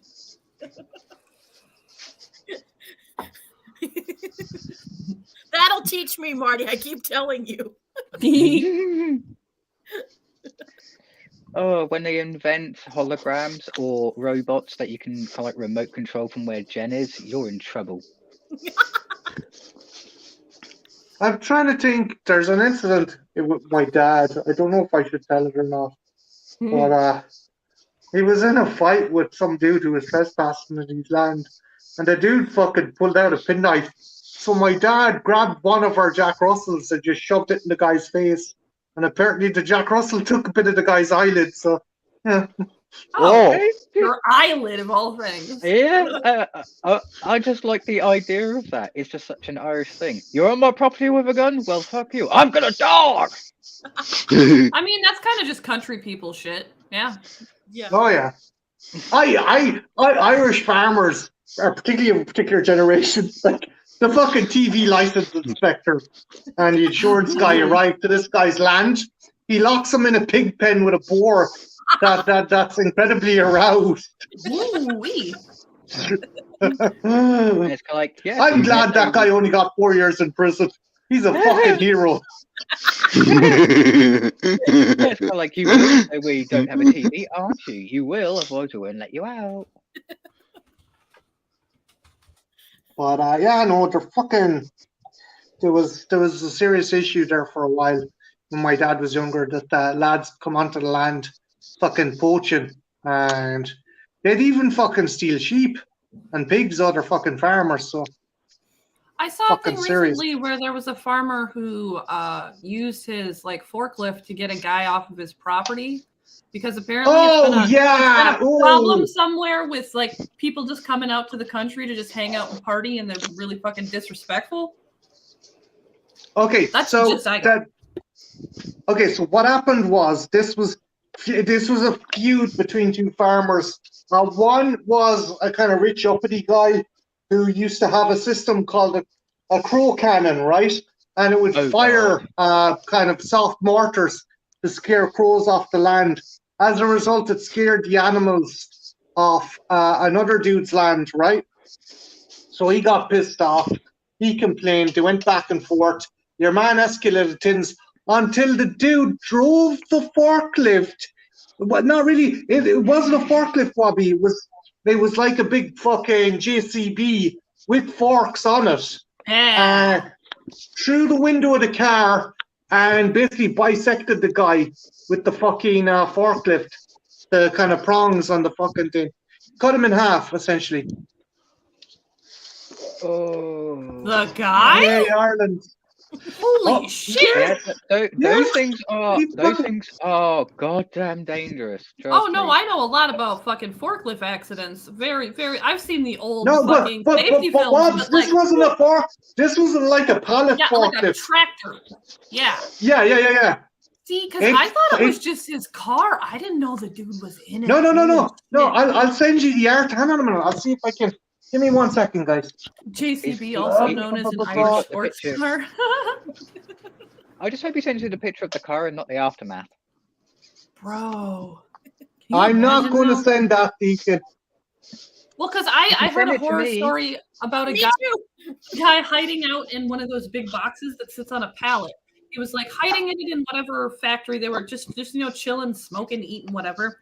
And some guy came to pick up the fucking pallet, but he misjudged it and stabbed it through the bottom of the box, not knowing there was a dude in there. Then when he pulled it out and went back to, pick it up properly, he started seeing blood coming out. It's just like, oh my God. See, that makes me kind of thankful because I was in a factory once. The forklift driver has swerved when he should have curved and hit me, pinning me against a shelving unit. Oh no. Luckily the only thing I suffered were 3 broken ribs, and now I've got a missing chunk of 1 rib. Oh, I mean, it could have been worse. It could have been so much worse. It could have killed me if it was any further one way or the other. Dude, the I'm just glad closest the I've shelving had unit like was that. there, otherwise it would have crushed me. Oh yeah, for sure. But yeah, the closest I've had is one time a horse stepped on my foot, but luckily I was standing in like the really muddy part, so my foot just squished into the ground instead of being absolutely crushed. Oh, that's a saving grace when it comes to muddy grounds. Yeah. Because I'd rather have a damp foot than a flat foot. Piece of rib is you can reenact Adam and Eve whenever you want to. Yeah, there you go, buddy. Well, You can do some voodoo shit. I can freak some people out because I can just lift up my top and point at a part in my upper chest and literally just push my finger in and just wiggle it around. Yeah, exactly. Or you can go, I did this for you. Wobby, it was the vehicle is called a teleporter, not like Star Trek, but that's the term for it. The guy got 4 years. Let's see. Man who killed his neighbor with a teleporter has been sentenced.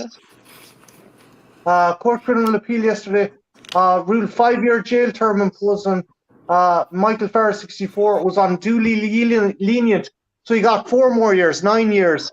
The dairy farmer from Rathloo, Ballybuff, County Kerry, denied murdering Anthony. You ran him through with a fucking teleporter, you fucking mad bastards. Even What if did that you wasn't his expect to happen? intention, yeah. That's fucking Also, hell, it's hilarious Jesus that it's called a teleporter because man killed by teleporter just sounds hilarious. Yeah, Sounds it like a sounds Star like Trek fucking episode. Brundlefly. Yeah, It sounds like Brundlefly or exactly. something. Ah. But I shouldn't be laughing. There's a human being dead, but it's All right, that part the sucks. name of the I don't know. vehicle's There's a kind lot of of hilarious. things that I can find humor in that I know I'm riding the bus to hell for, but Hey, wait. Hey, you'll have a spot next to Jen. Jesus Mhm. Christ, have you seen some of our reviews? I mean, all I can say to that is that I look around completely and go, is there anyone actually innocent here? No, we're all corrupted, so yes, let's laugh at death. I'd rather Yay. laughing at things than others. Yeah, I'd rather try and find the humor in something instead of go, oh, such a tragedy. Right? Like if I Except when it comes die, I to serial hope people killers, they just find don't- some you have to resonate entertainment. with them. Yeah, that's why I wanted to die in a fantastic way. Doing something absolutely stupid and crazy.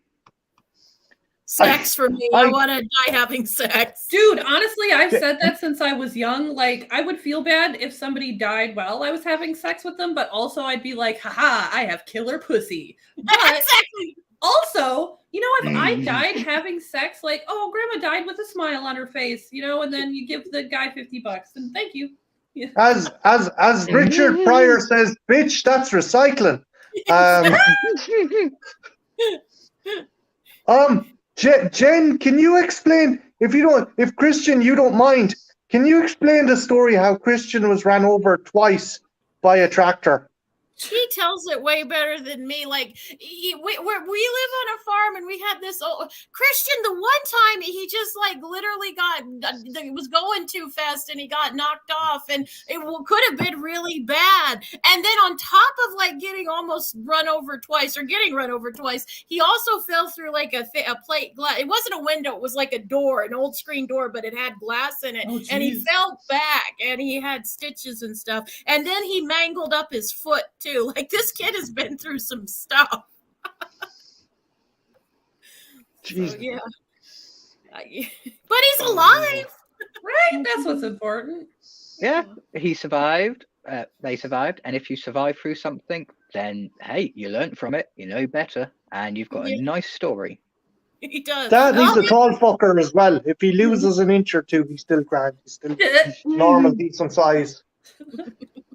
He'll tell the story like when he comes back. We'll have Christian have its ye old story time because Christian is a way better storyteller than I am. I can act it out for you, but I'm a shit storyteller. I leave that to the other two men in my life. Christian and Marty are way better storytellers than me.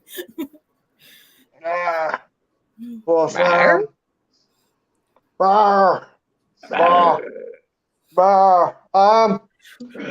Any other fucking weird stories or deaths or shit you guys want to talk about? Or any topic. I always just use that as a springboard. If you want to talk about something else, you can work away. If you want, I've got the two accidents I ever had that are the most stupid and ludicrous because of the idea behind them. I'm interested. What? You guys know about BMX tracks. You know about BMX tracks or bike tracks, stuff like that. The ones that have the big hills, the ramps, the dips, the dives, all of that. I decided, in my great wisdom when I was 15, to attempt all of that on a 1920s bone shaker. Wait. Do you mean the fucking? Do you mean wait? You mean the one with the big wheel at the front and the tiny wheel at the back? Oh no, the one that came right afterwards that had no gears, no suspension, no brakes, nothing. And it weighed about 3 times more than a BMX. Jesus fuck. So wow. I managed a few bumps. I managed one dip. I've gone flying upwards, but the weight was too much. It's come crashing down on top of me as I've hit the ground backwards. The actual handlebars of the bike has gone straight into my mouth and dislocated my jaw. Oh. Jesus Christ. And the worst thing was, I didn't tell anyone where I was, so I was there until a dog walker found me a few hours later. Oh, Jesus. With a bicycle shoved in your mouth. Yeah, unable to get up because I also kind of like pretty much destroyed my shoulder at the time. Fuck. Ugh. And the second one, great wisdom time once again. And this time I was younger, 11. Great wisdom. Tie my coat to a roundabout, one of the little roundabouts in a play park that you push it around so kids can spin around and around. Yeah. Fuck. Yeah. While I'm wearing roller skates, and get my friend to use his moped to make it go faster and faster and faster until the sleeve of my coat tore off. I've gone zooming through the park at high speed. I can't stop. And I see a kid in front of me. So I reach out, grab onto a pole as soon as I pass it, go flying 8 foot into the air, come crashing back down. I ended up dislocating my shoulder, my elbow, broke my forearm in 3 places, my upper arm in 1 place, cracked my wrist, and gave myself a concussion. But I missed the kid by 1 inch. That was. My dad used to do that shit for us all the time when I was little. He'd have me and my sister sit in the middle of the merry-go-round because since we were a junkyard, we got a bunch of decommissioned because it was unsafe playground equipment. So my parents are like, let's put that shit in our yard. What's the worst that can happen? Yeah, and then my dad was like, hey, I'm going to get out the dirt bike and I'm going to put the back wheel of the dirt bike up to the merry-go-round and spin these girls around as fast as they can go. And then my mom, I saw her banging on the window like, what the fuck are you doing? And we're just like, oh, but yeah, it was all. I wish I sat in the middle of the roundabout, but no. Yeah. I tied my coat to the outside, so I was going around the outside of the roundabout on my roller skates. Force on the outside of that. Yeah, just bringing up so much G's. I don't know how fast I was going. All I know is my roller skates were destroyed. Oh. You're lucky that's all that was destroyed. You didn't fucking die. Oh yeah, I am so lucky sometimes. Yeah. Or kill another kid and yourself. Those are the 2. Oh yeah, that. As I said, I think if I didn't grab onto that pole when I did, I would have hit that kid going at like 14 miles per hour. Jesus. Oh no. 2 would have been fucking mashed potato. Yeah, so I view it as destroying my arm for 6 months. Good price to pay for not killing a kid by accident. And death. Or yourself. Right? Yeah. Especially since if I hit the kid and I kept on going, I was going to hit a metal spike at some point. Oh no. Well, but those are the 2 there I kind of like did completely on my own with my own wisdom and ended in bad results. I managed to never do anything stupid. Well, I was doing stupid things. I never managed to get hurt doing anything stupid because I used to take dirt bikes and 4-wheelers and shit like miles and miles away from my parents' property in the middle of nowhere where possibly nobody could have found me all fucking day. I drove around like an asshole, managed to never have anything bad happen. But there was one time that I took my sister, and my sisters never actually hurt themselves either, but one time I took my sister out for a 4-wheeler ride, and we were going like on the side of the railroad tracks, and it's kind of at an angle, and all of a sudden she goes a little too fast, and the damn thing flips over, and I'm just sitting there like, oh my God, I killed my sister. She's dead. My parents are going to kill me. All of a sudden I just see a little arm pop out and give me the thumbs up. She landed in a bush. The bush had a stump in it. The stump managed to prop up the 4-wheeler at a 45-degree angle, so she was not smushed at all. We just had to flip the fucking 4-wheeler over. I felt really like lucky. the universe fucking blessed me that day. Yeah. Wow. Maybe it's my fucking own hubris or something like that. But do you think our generation, like we've gone through so many bumps, and do you think the generation now, like when we were kids, I've been hit in the head with bottles and rocks and fell off things and got fucking trampled by a cow and fucking been kicked by fucking a goat. It's just fucking. It's Fucking just goats. it. I fucking hate goats. I Goats got are rammed by bastards. so many. No.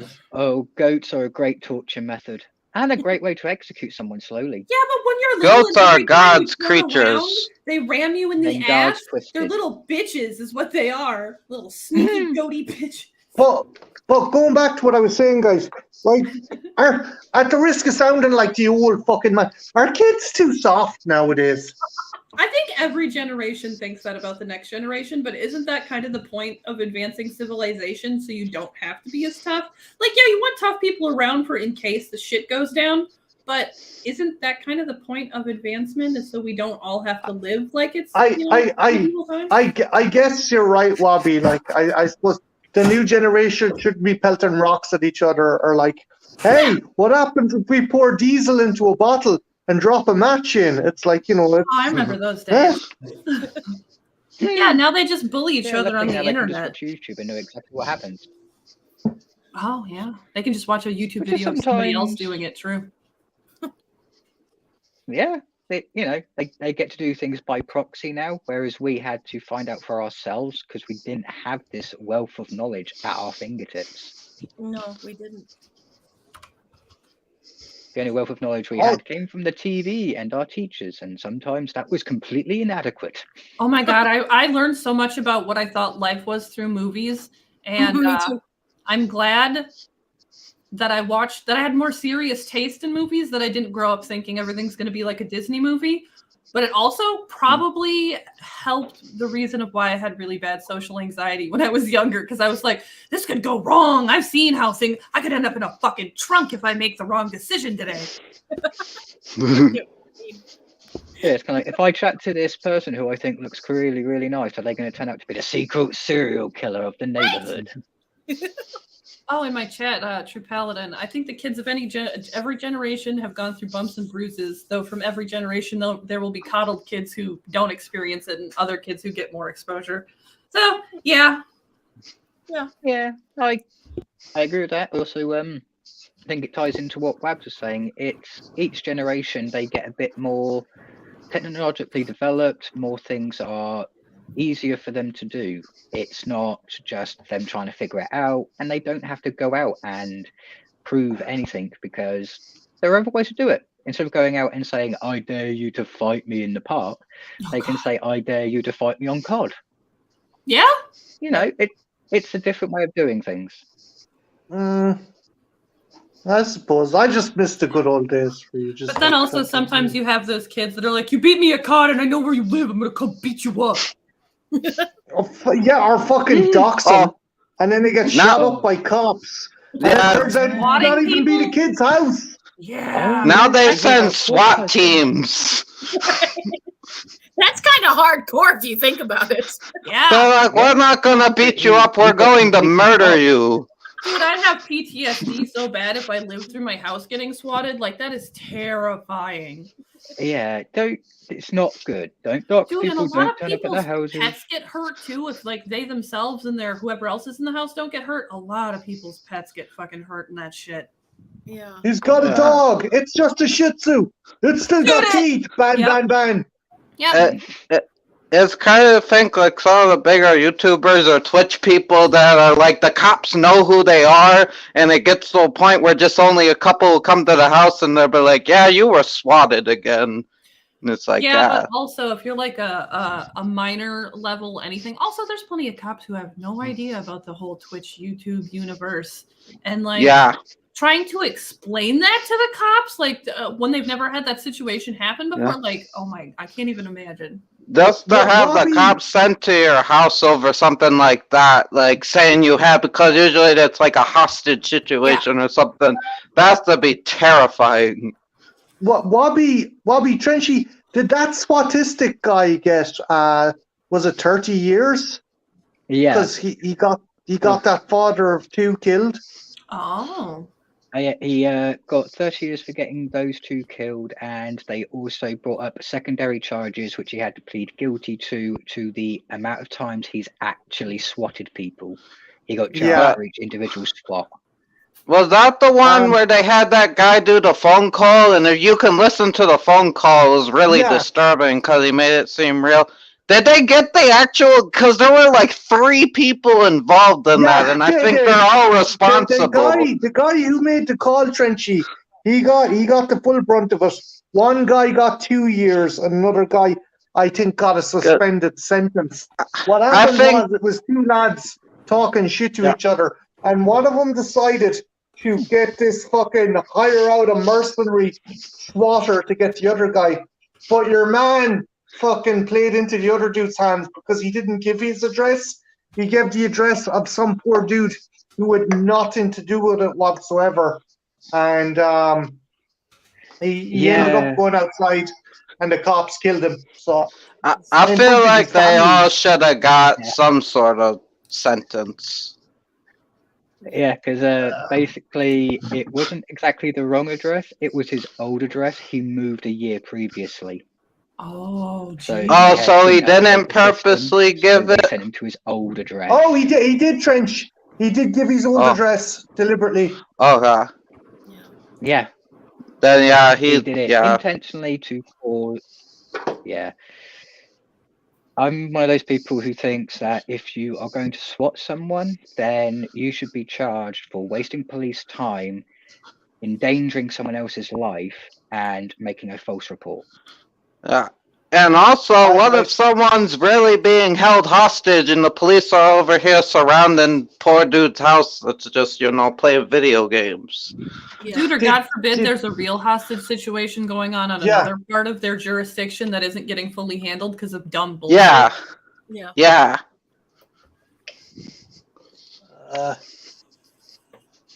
We live in a society. But like that guy, he got to such an extent his own grandmother turned him in because he was going to be in such a fucking nuisance. And that's awesome. But that Oh, do you want to hear something that's a bit more of a in the YouTube realm for it? They actually used Keemstar's video as evidence because the swatter actually went on his show and admitted what he did. Fuck yeah! Wow. So there's way too many people that admit shit. That's so. I'm glad he got fucked up for it though. I remember that video actually, Deacon, because he was like, "Well, I'm not responsible. I didn't pull the trigger." It's like, motherfucker, you may as well have. Listen to it. The call he did was scary because it seemed real. That wasn't even a joke at that point. What he did, that was murder because you made it sound dangerous. If you listen to the call, it's disturbing. Didn't he fucking cause some convention as well? Some game convention. He called in a bomb threat, I think, as well. Yeah. Guys, I'll be back. Work away, whatever topic, whatever you want. I'll be back momentarily. Okay. So we're going to chat about Marty's penis? Sure. Well, I don't want to talk about that to death. So has he gotten that clone of Willie yet? Not yet. Yeah, I'm wondering if he's saving it for a special occasion. Oh, there you go. Marty, if you're listening, I have nothing to do with this. Oh, come on, Trinity. You wanted to know, too, if he'd gotten a clone of Willie. Dude, if he does get one, and then he makes it, for the normal mold, then afterward he has to use the mold and make it into a candle, because that would be a sick fucking candle. That would be. I'd keep it on my nightstand. Be like that. Then you get to be like a mom about it, where you're like, that's the one candle we don't like. Yeah. That's just for pretty and looking. It's not exactly. Only mommy uses that. Somewhere there he's going, God damn it. And he doesn't know why he's saying it, but he's saying it. Somewhere, something on him is tingling. He had no idea why. Oh, Paladin in my chat brings up that there was a furry convention near where they used to live that got chlorine bombed. I don't know what a chlorine bomb is, but I can sure as fuck imagine. Oh, yeah. Yeah. Chlorine bomb. It's where you take chlorine gas and chlorine isotope, chlorine residues. Make sure it's airtight in a container, and when you smash it down, it actually creates a gaseous plume of chlorine gas and chlorine powder, which burns the skin and lungs. Dude, that makes me think of the YouTubers that have died from putting dry ice in a pool and then getting in, and then they can't get out because you can't get oxygen. It's happened to way too many people. Oh yeah, there's a video about that. Yeah, wasn't it like some Russian people? Yeah, I won't share it, but yeah, Yeah. 6 Russian, I'd say early 20s, decided to put dry ice into a swimming pool where one of them was sitting. It was kind of like, yeah, I'll do this for fun. It was not an open area. It was a very small room with a pool in it. Yeah, one died automatically, one due to drowning, one died due to oxygen deprivation, and the others suffered I can't remember the actual term for it, but it's kind of like oxygen deprivation to the brain.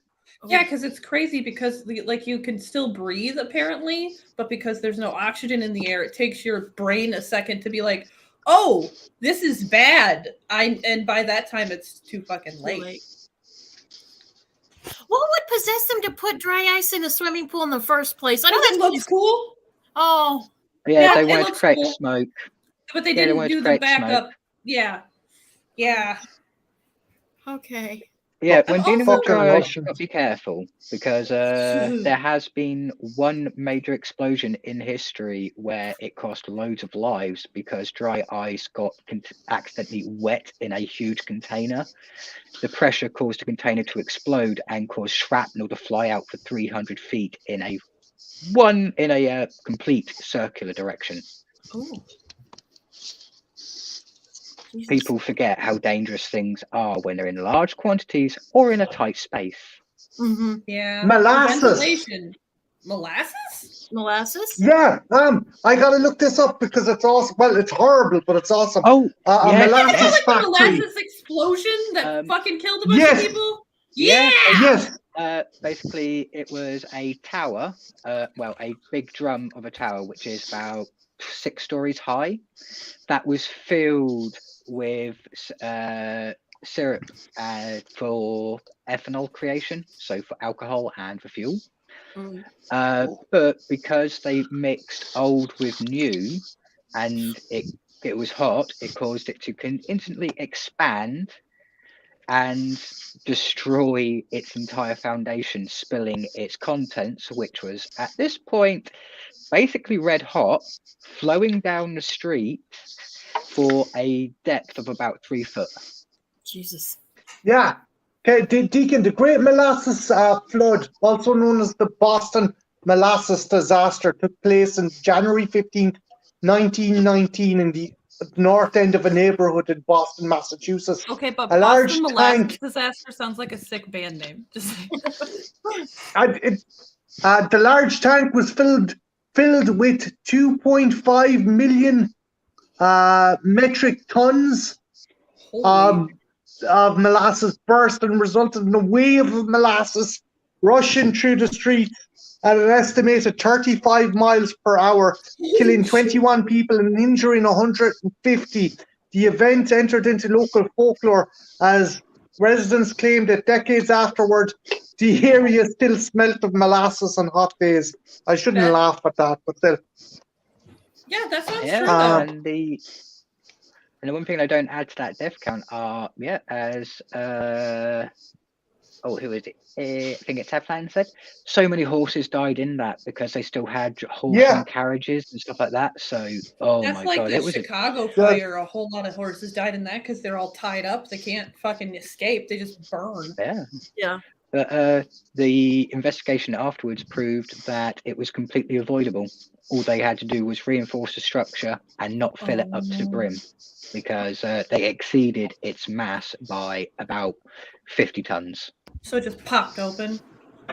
Yeah, it was basically like trying to shove an antelope into a can. Yeah. Whoa. I love canned antelope. Actually, guys, is there any disasters natural disasters or events that you're fascinated with? That just makes me think of that whole dancing play. Uh, That shit's crazy.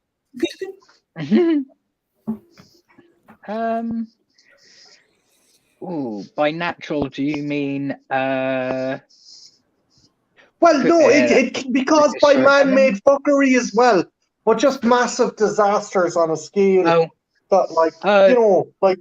in that case, the 40-year Dust Bowl in America, as well as the 60 years peregrine infestation, because both of them were completely avoidable. Both of them had no reason to carry on for as long as they did, but it fascinates me about how the politics and the ideas of the people at the time just kept the problem going. Wasn't the Dust Bowl all because like they weren't doing proper farming where you switch up the fields so that way the dirt doesn't go to shit?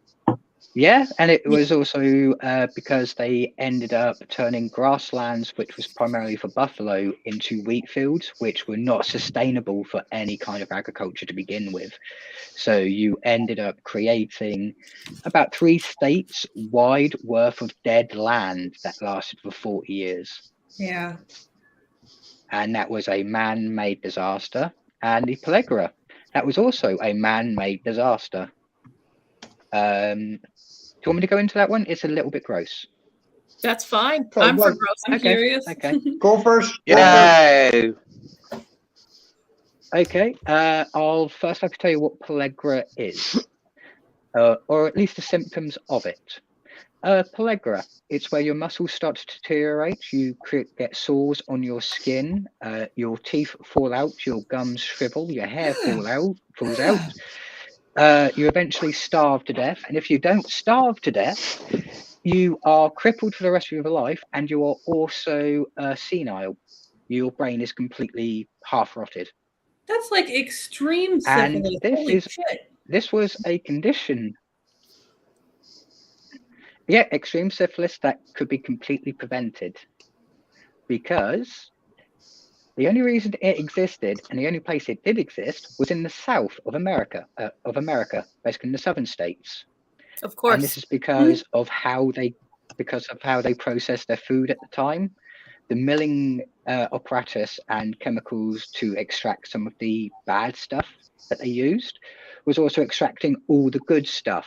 So they weren't getting any nutrients, any proteins, nothing. It was basically as if they were just eating potato skins and fat the entire time. And scientists, doctors from the north and a few from England and a few from other places went to the south. They spent 2 years investigating this and proved that it was because of their refining process of their foods. They didn't believe them, and it took another 60 years before the South changed their methods. And in that time, over 60,000 people died of peregrine, and 600,000 people suffered the dementia and physical effects of it. Bro, and I feel like if you have kids in that state, like that's gonna fuck up generations of people just from being so malnourished. Yeah, and they didn't realize this for 60 years, or they didn't want to realize this because the politics at the time was. They didn't want to connect the dots. Yeah, no, they wanted to sit there and go, the North is wrong when the South was saying something, and the North would say the South is wrong when they were saying something. So they just couldn't agree. They just chose opposite ends of decisions automatically. North and South. So yeah, completely avoidable and man-made. Any other guys? Any like fascinated disasters that you're kind of fantastic disasters or mental kind of crazy? The one that Silent Hill is based on is wild. That whole town that's still fucking the mines are still on fire. Oh, yeah, that shit's crazy. When I found out that was based on a real thing, I was just like, wow. Yeah, you'd be surprised. There's a. Will that coal fire ever go out? In America. I don't think so. As far as they said, no. The estimations are that if their calculations are correct about the amount of coal that they thought was down there, then they're looking at it burning for another 200, maybe 300 years. Jesus fucking Christ. Yeah, it's a coal vein. It's literally like a vein of the solid vein into the earth of Yeah. coal. So yeah. Whoever fucked that up is probably sad because that was probably worth a lot of money. Yeah. Do you think we could like cap it off and there's suffocate about it? 3 towns like that in America now. That's just got to be so bad for the fucking environment, and it can't be good for the fucking like the underground geology either. To all of a sudden, Oh have no, it's like gleaming vein. Wobbs, the amount of sinkholes that have appeared in the Right? surrounding area as a result. Bro, Like houses have literally fallen into the fucking earth because of we it. fucked Yeah. up so much shit. Yeah, and that's As a because species. the smoke and the heat is shifting the earth and also melting the foundations of the houses. It's hot enough Goddamn. to melt concrete. That's like geothermal heat times 1,000. Mm-hmm. Yeah, it's so bad. You've then got the town in America which cannot be inhabited anymore because it was contaminated with a poisonous toxin due to oil. They were using oil to spray the dirt paths and horse tracks so that way it wouldn't dust up. Turns out the oil also had a chemical in there that caused cancer. So the entire town had to be evacuated, and it still is evacuated. And there's another town where no one's allowed to live there because of radiation, because of the kid that built a nuclear reactor in his shed. Oh, Deacon, you ever heard the story about the guys who stole parts from an old X-ray machine and infected half a town in Mexico? Oh yes! Oh my God! Basically, They were driving around with parts of this thing, and they fucking took out the core, and your man gave it to his kid to play with. Yep. You've told me this story. Yeah, there's more than just that one. They're called orphan cores. By the best estimation, there are 60,000 of them scattered across the world, and 300 of them are in America. Now, Oh, yay. And it's basically a source of radiation or a device that used radiation, which has been lost. That basically was thought to have been moved or destroyed, but apparently wasn't, and no one knows where they are anymore. They're like landmines of fucking nuclear waste. Yay. Yeah, it's basically fallout waiting to happen. yes. Jen, do you have any favorite kind of disaster? No, I don't particularly have. The world is full of it. The world is just a graveyard, basically, and there's all kinds of little booby traps if you look hard enough. So, like, I prefer to be ignorant. You know, Suppose the Hindenburg is one of those things that could have been prevented. That was fucking man-made tragedy. yeah. Yeah, they decided to use hydrogen instead of helium, and they used a metallic paint, which was basically what's the word? Thermite. It was basically thermite paint. Oh, sick. So they basically made a gigantic firebomb ready to go off, and they didn't realize. That's kind of awesome. It's horrible, but in a way, it's kind of like that's metal as fuck. Right? Yeah. Honestly, like I see the old black and white footage, and like, yeah, I'm separated from it, so it's not as like as emotional for me. But like that had, like you said, metal as fuck. Like holy shit. Oh, if you want the metal as fuck part, you know the reporter in that reel who's going, "Oh God, oh God." Oh, you went all robot-y.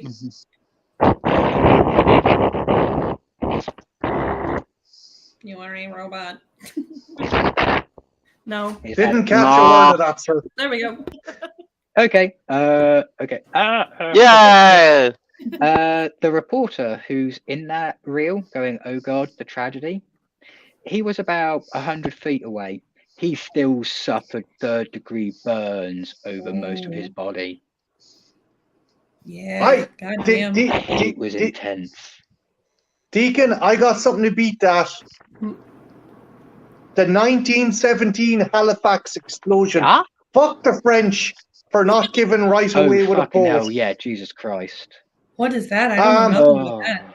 Yeah. Okay, so just around the time of World War One, there was a big port in Halifax. There was also a munitions garrison in the port. At the time, there was a French vessel coming in loaded with ammunition. It refused to give right away to, I think, a Belgian ship.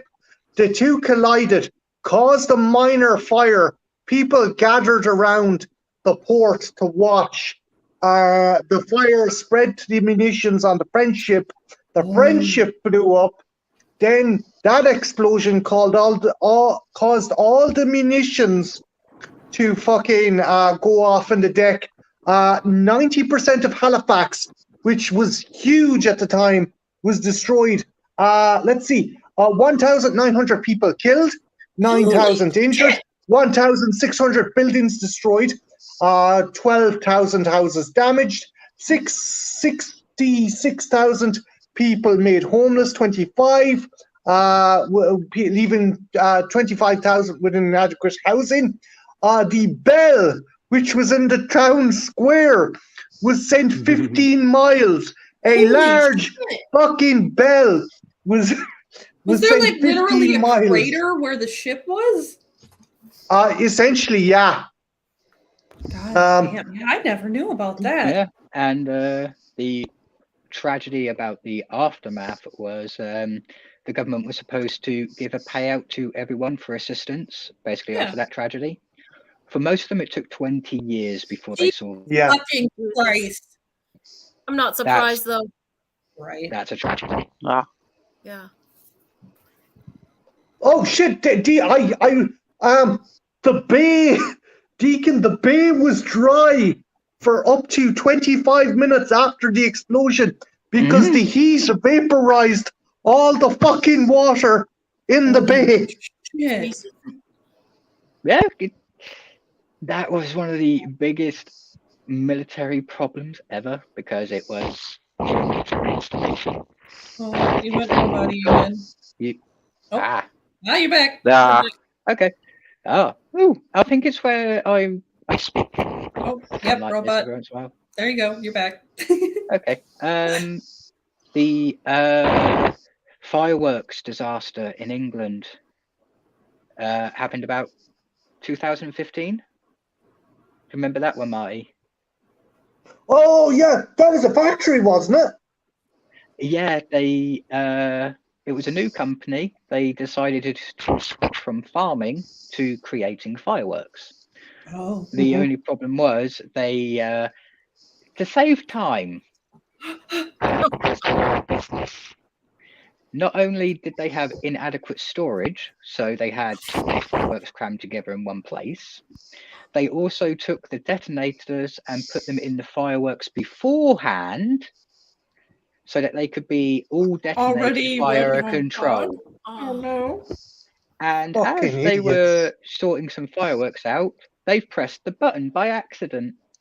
Oh Every no. single firework in that container went off at once, blowing up the farm, the factory, the fields, and it Jesus. caused the death of 3 firefighters just from the severe, intense heat. They didn't Wow. die from suffocation, they died from being cooked. Oh. God damn. Fuck. And you know that's And, got to be bad when their suits are basically like made to shield from that. And it Yeah, still and- cooks them.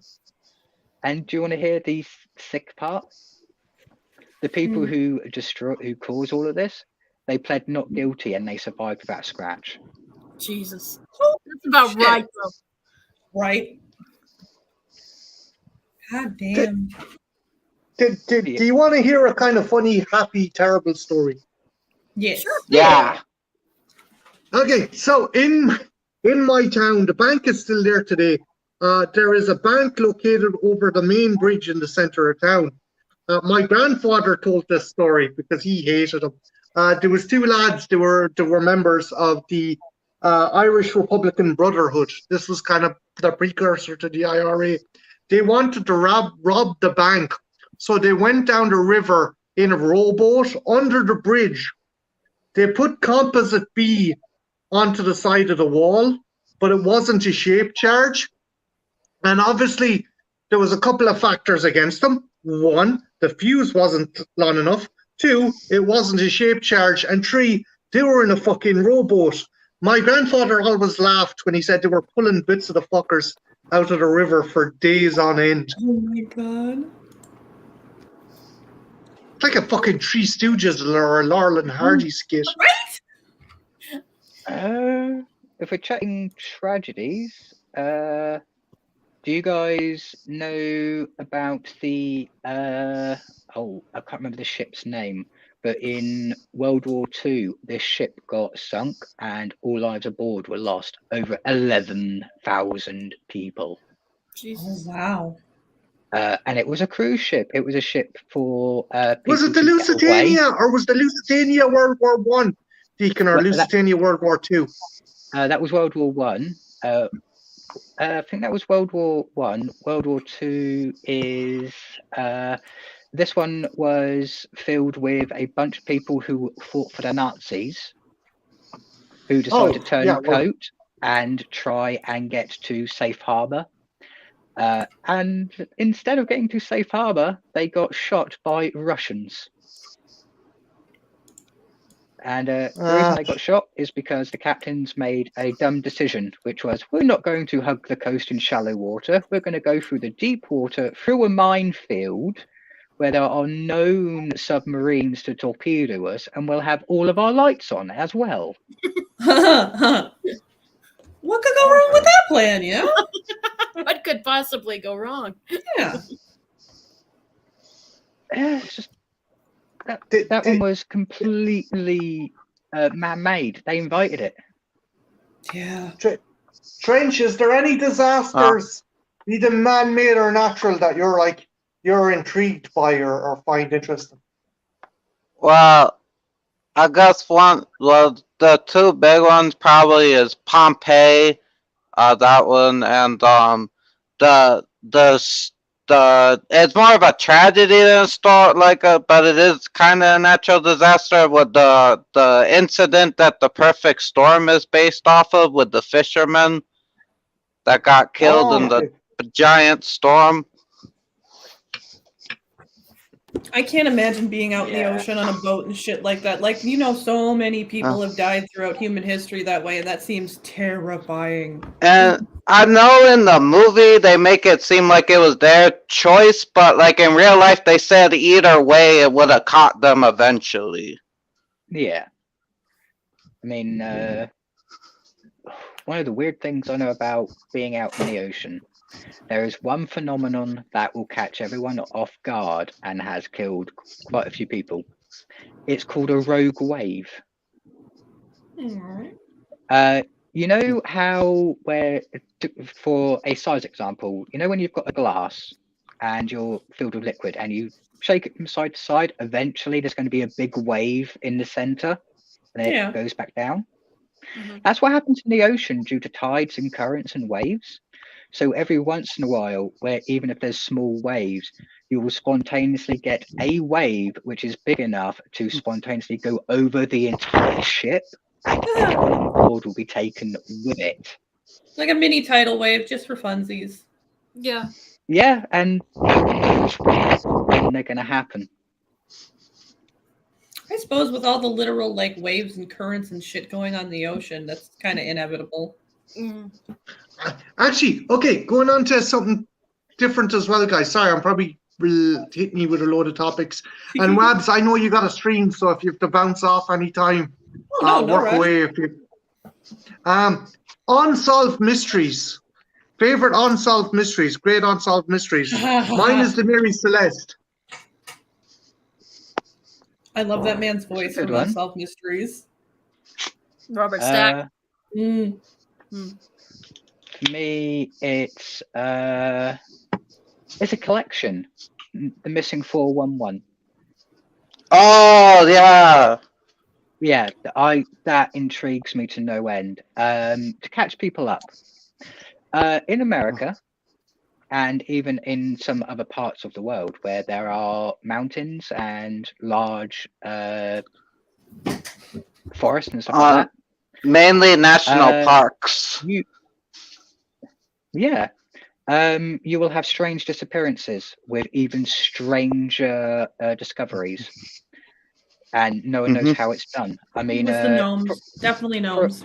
For an example, 2-year-old goes missing from a family camping. He just had to walk 5 minutes from the river to his granddad, who was sitting at camp. He went missing. No one knew where he went. They got sniffer dogs out. They couldn't trace him down. 3 days later, they find him 14 miles away in the middle of a bog, which was 8 foot deep, so no kid could have walked through it. Perfectly clean, sitting in the middle of it on a dry patch of actual earth near a tree stump. And the best trackers, best campers, best hikers said that it would have taken them at least a week to walk that if they were doing it leisurely. There's no way a kid could have done that in that amount of time and be in this condition. And when they questioned it, when they questioned the child about what happened, I was drawn by the animal. It held out its hand and took me into the forest. They always try to say that kids don't know what the fuck they're talking about in those instances too, and it's like, no, sometimes kids are very fucking literal. Yeah, exactly. Or the Boy Scout who went missing from the trail. He was quite literally taking a break, gone for 10 minutes out of people's sight. No one knew where he went. They found his body 2 weeks later near a pile of rocks where all of his clothes were piled up neatly, folded, all of his equipment and everything. And it just seems that he just sat there and died. That's so fucking weird. So, yeah, I would like to know what is happening. Fake creatures. It's fake creatures for sure. Yeah, and they all get thrown under the same category of missing 411 because for the National Park Service, 411 is information. And it's crazy because there'll be people found miles and miles away on mountaintops that they couldn't get to without, certain technology, or like even the best hikers couldn't get up there. And there's a lot of things of missing shoes. A lot of shoes will be taken off. Sometimes shirts. Like the one, I think the one Trenchy's coming to mind is the woman who went missing from her camping group. She was hiking with them. She just stopped off to have a pill, according to witnesses, off the trail. She disappeared. She was found 5 days later on the top of a mountain crop. It was impossible to get to unless you had climbing equipment, bungee cords, the whole shebang, and she had nothing. And the only way to get up there was via a helicopter. Jen, is there any unsolved mystery that fascinates you? Actually, I think I know the one Ben Grimm is. I remember hearing about it. Ben, didn't it happen? Like, didn't they burn down? They rebuilt the kennel. Is it the same one? And it happened again, or am I thinking of a totally different one? I remember hearing about that one, and if I remember right, they rebuilt it and then they burned it down again. I could be wrong on that, but I think I know which one you're talking about. Yeah, there was an unsolved mysteries that I always was fascinated, and it had to do with a white van, and 2 kids went missing, and they think now it might have been like a hoax of some sort, and like somebody found like a picture of like a girl and a kid, and they were tied up and stuff, and the thing always stuck with me. And like I said, I think they discovered it might have been a hoax, but they never did find the kids. There was a boy went missing and a teenage girl, and that one always kind of stuck with me out of the they did. There was a girl that went missing, and for the longest period of time they thought she was the girl in the photo. Yeah, and stuff. And they think now it might have been some weird hoax. They still aren't quite sure what the hell happened. But every time I saw a white van when I was a kid, and even now, I always want. Of course, it wouldn't have been the same van, but you always wonder what happened. There's a reason that white vans are notorious for that. You always have questions. Yeah. Also, that makes me think of my favorite horrible joke. What kind of shoes do pedos wear? What kind? White vans. Jesus. I think I know the one Ben Grimm is talking about, though. I think I remember it. If it's the one I'm thinking of, I kind of know which one you're talking about. Well, Wobby, is there any unsolved mystery or kind of weird kind of because there's one mystery that sticks to you? I've been to the Paulding Light in fucking Paulding, Michigan, and it's supposed to be like some old torn up railroad track that is haunted by one of the guys who carried the lights and walked down the side because this light just flies all over the place. And like some people say it's because of headlights and shit, but I've been there and it is not a reflect. It moves around too uniquely. Also, from being there and knowing Native American people, there has been a history of fucked up shit happening there for a long fucking time. Yeah. But that's my favorite one. I know what Wabs is on about. And a scientist went there in the 1930s to conduct research for 2 weeks. Didn't see anything, and his conclusion was they're all on drugs. That's pretty scientific. Yeah, but I've also seen the footage and I've read the eyewitnesses reports, and yeah, there's no way this is just drug related. It's too consistent. It's just no. That scientist was just being like dismissive. Something's going on out there. What about you, Trench?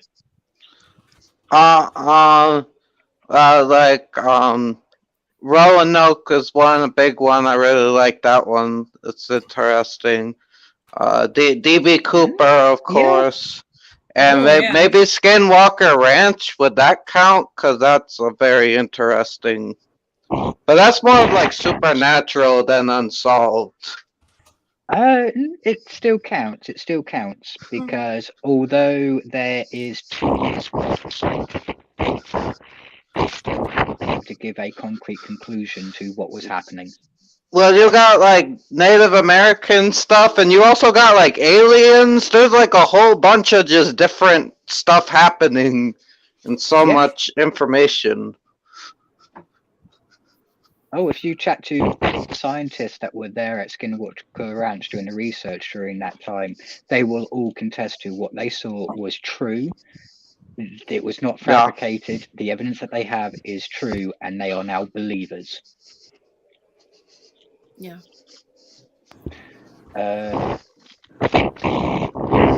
It's not so much an unsolved mystery, but it leads to mysteries that need to be solved, if that makes sense. Turkey Boot Ranch. Why does that sound familiar? A serial killer owned it. He killed teenagers and a couple of adults, buried their bodies on his property. He was found guilty. They found the bodies, but he always said he had more victims. And each time the property's been passed through people's hands, it gets bought, it gets sold because it's cheap. It comes with its own building. You can farm on it. You know, it's a tempting deal. But every single person who has tilled that land comes back and has to call the authorities because they found in parts for another person. They're just going to keep coming up. Dude, that's probably some fertile ass fucking land, though. Yeah. Yes. The assumption is for every 10 square feet of land he owned, there's one body there. He owned about 300 square feet.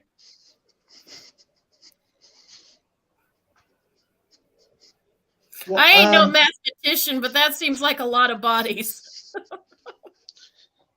Oh, yeah. But yeah, so because he also had criminal enterprises, so he might have buried other people's bodies, so there could be evidence for other crimes to find a conclusion to other mysteries. But no one wants to dig up that entire land because it's too expensive.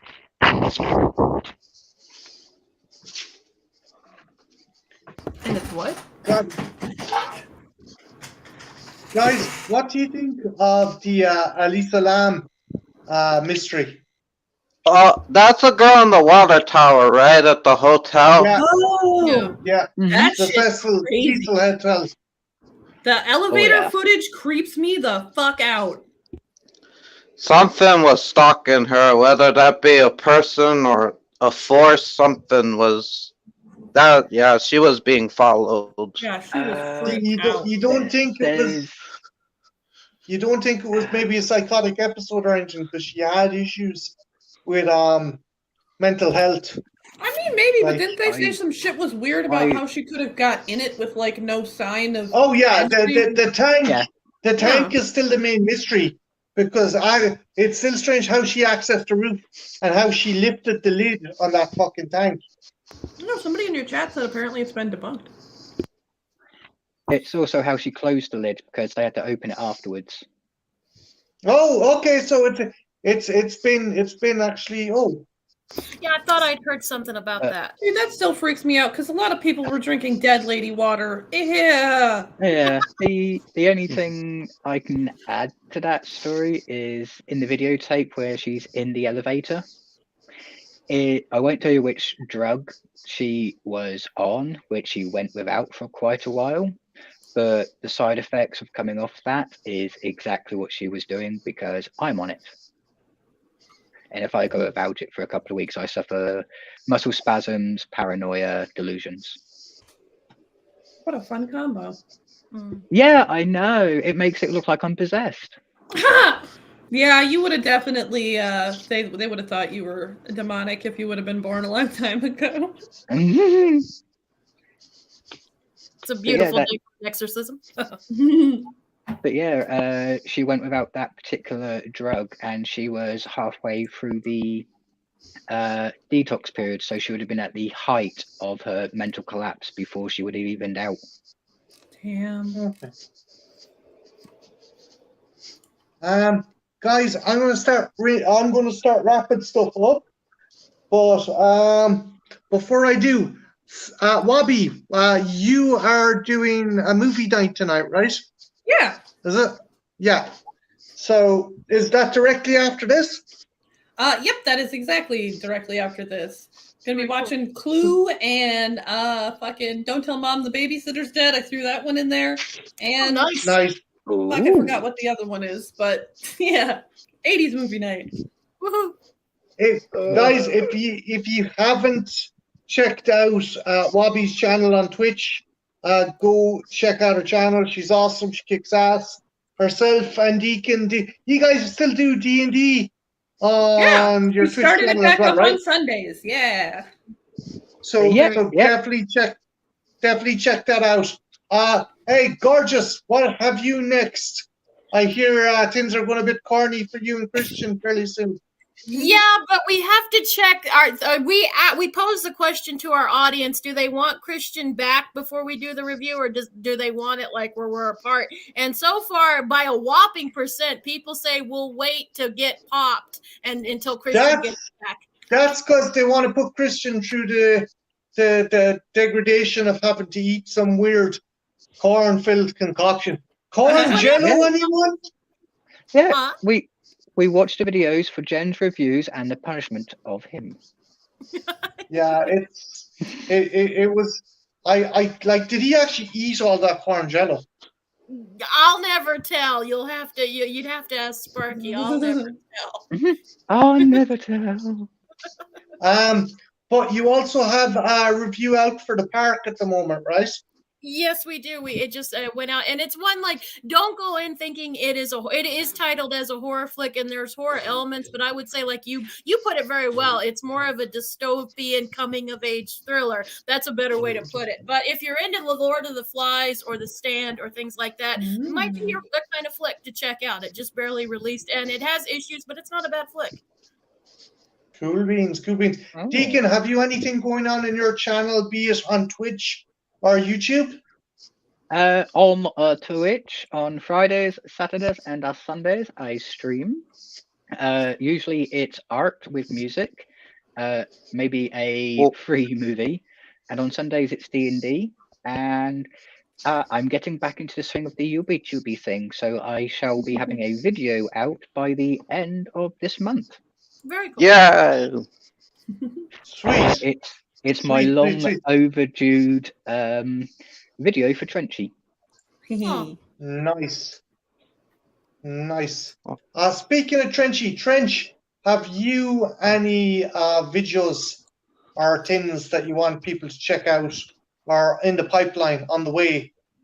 I do. I don't know when this will be happening, but I do have reviews I'm gonna be doing probably, and I do have a new segment coming to the channel. I just don't know when it will be done or when it will actually happen, and but yeah, things will happen when they happen. Very cool. Yeah, do it in your own time, my duty. Yep.